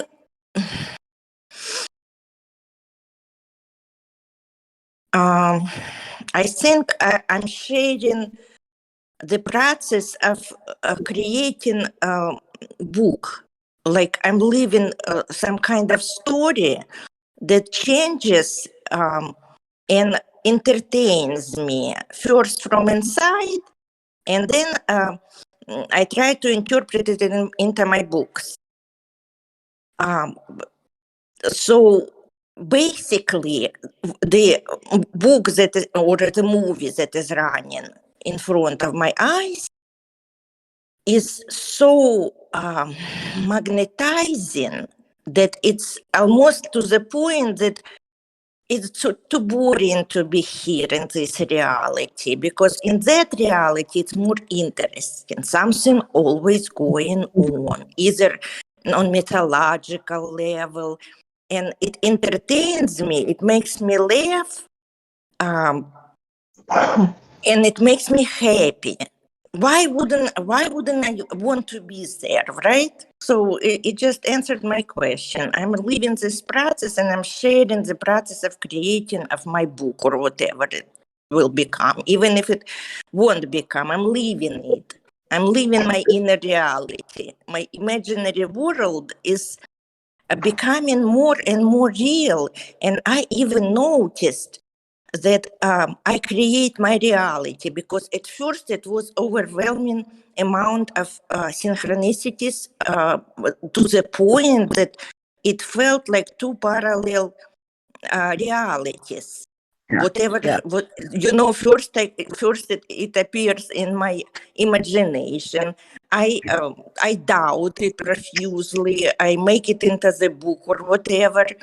But then it happens, to the ridiculous point, like it happens. Like I wanted for this channel to become more like what it became in this new YouTube, that we're talking to each other, discussing things, right? Yeah. And I wanted it subconsciously every time I was connected or focusing on this group. And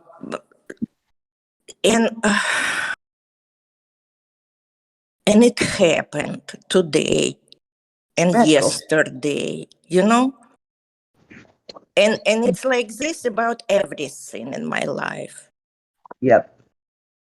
So I heard about this concept before, but I'm too skeptical. I don't know anybody more skeptical than I am. I don't accept any knowledge into my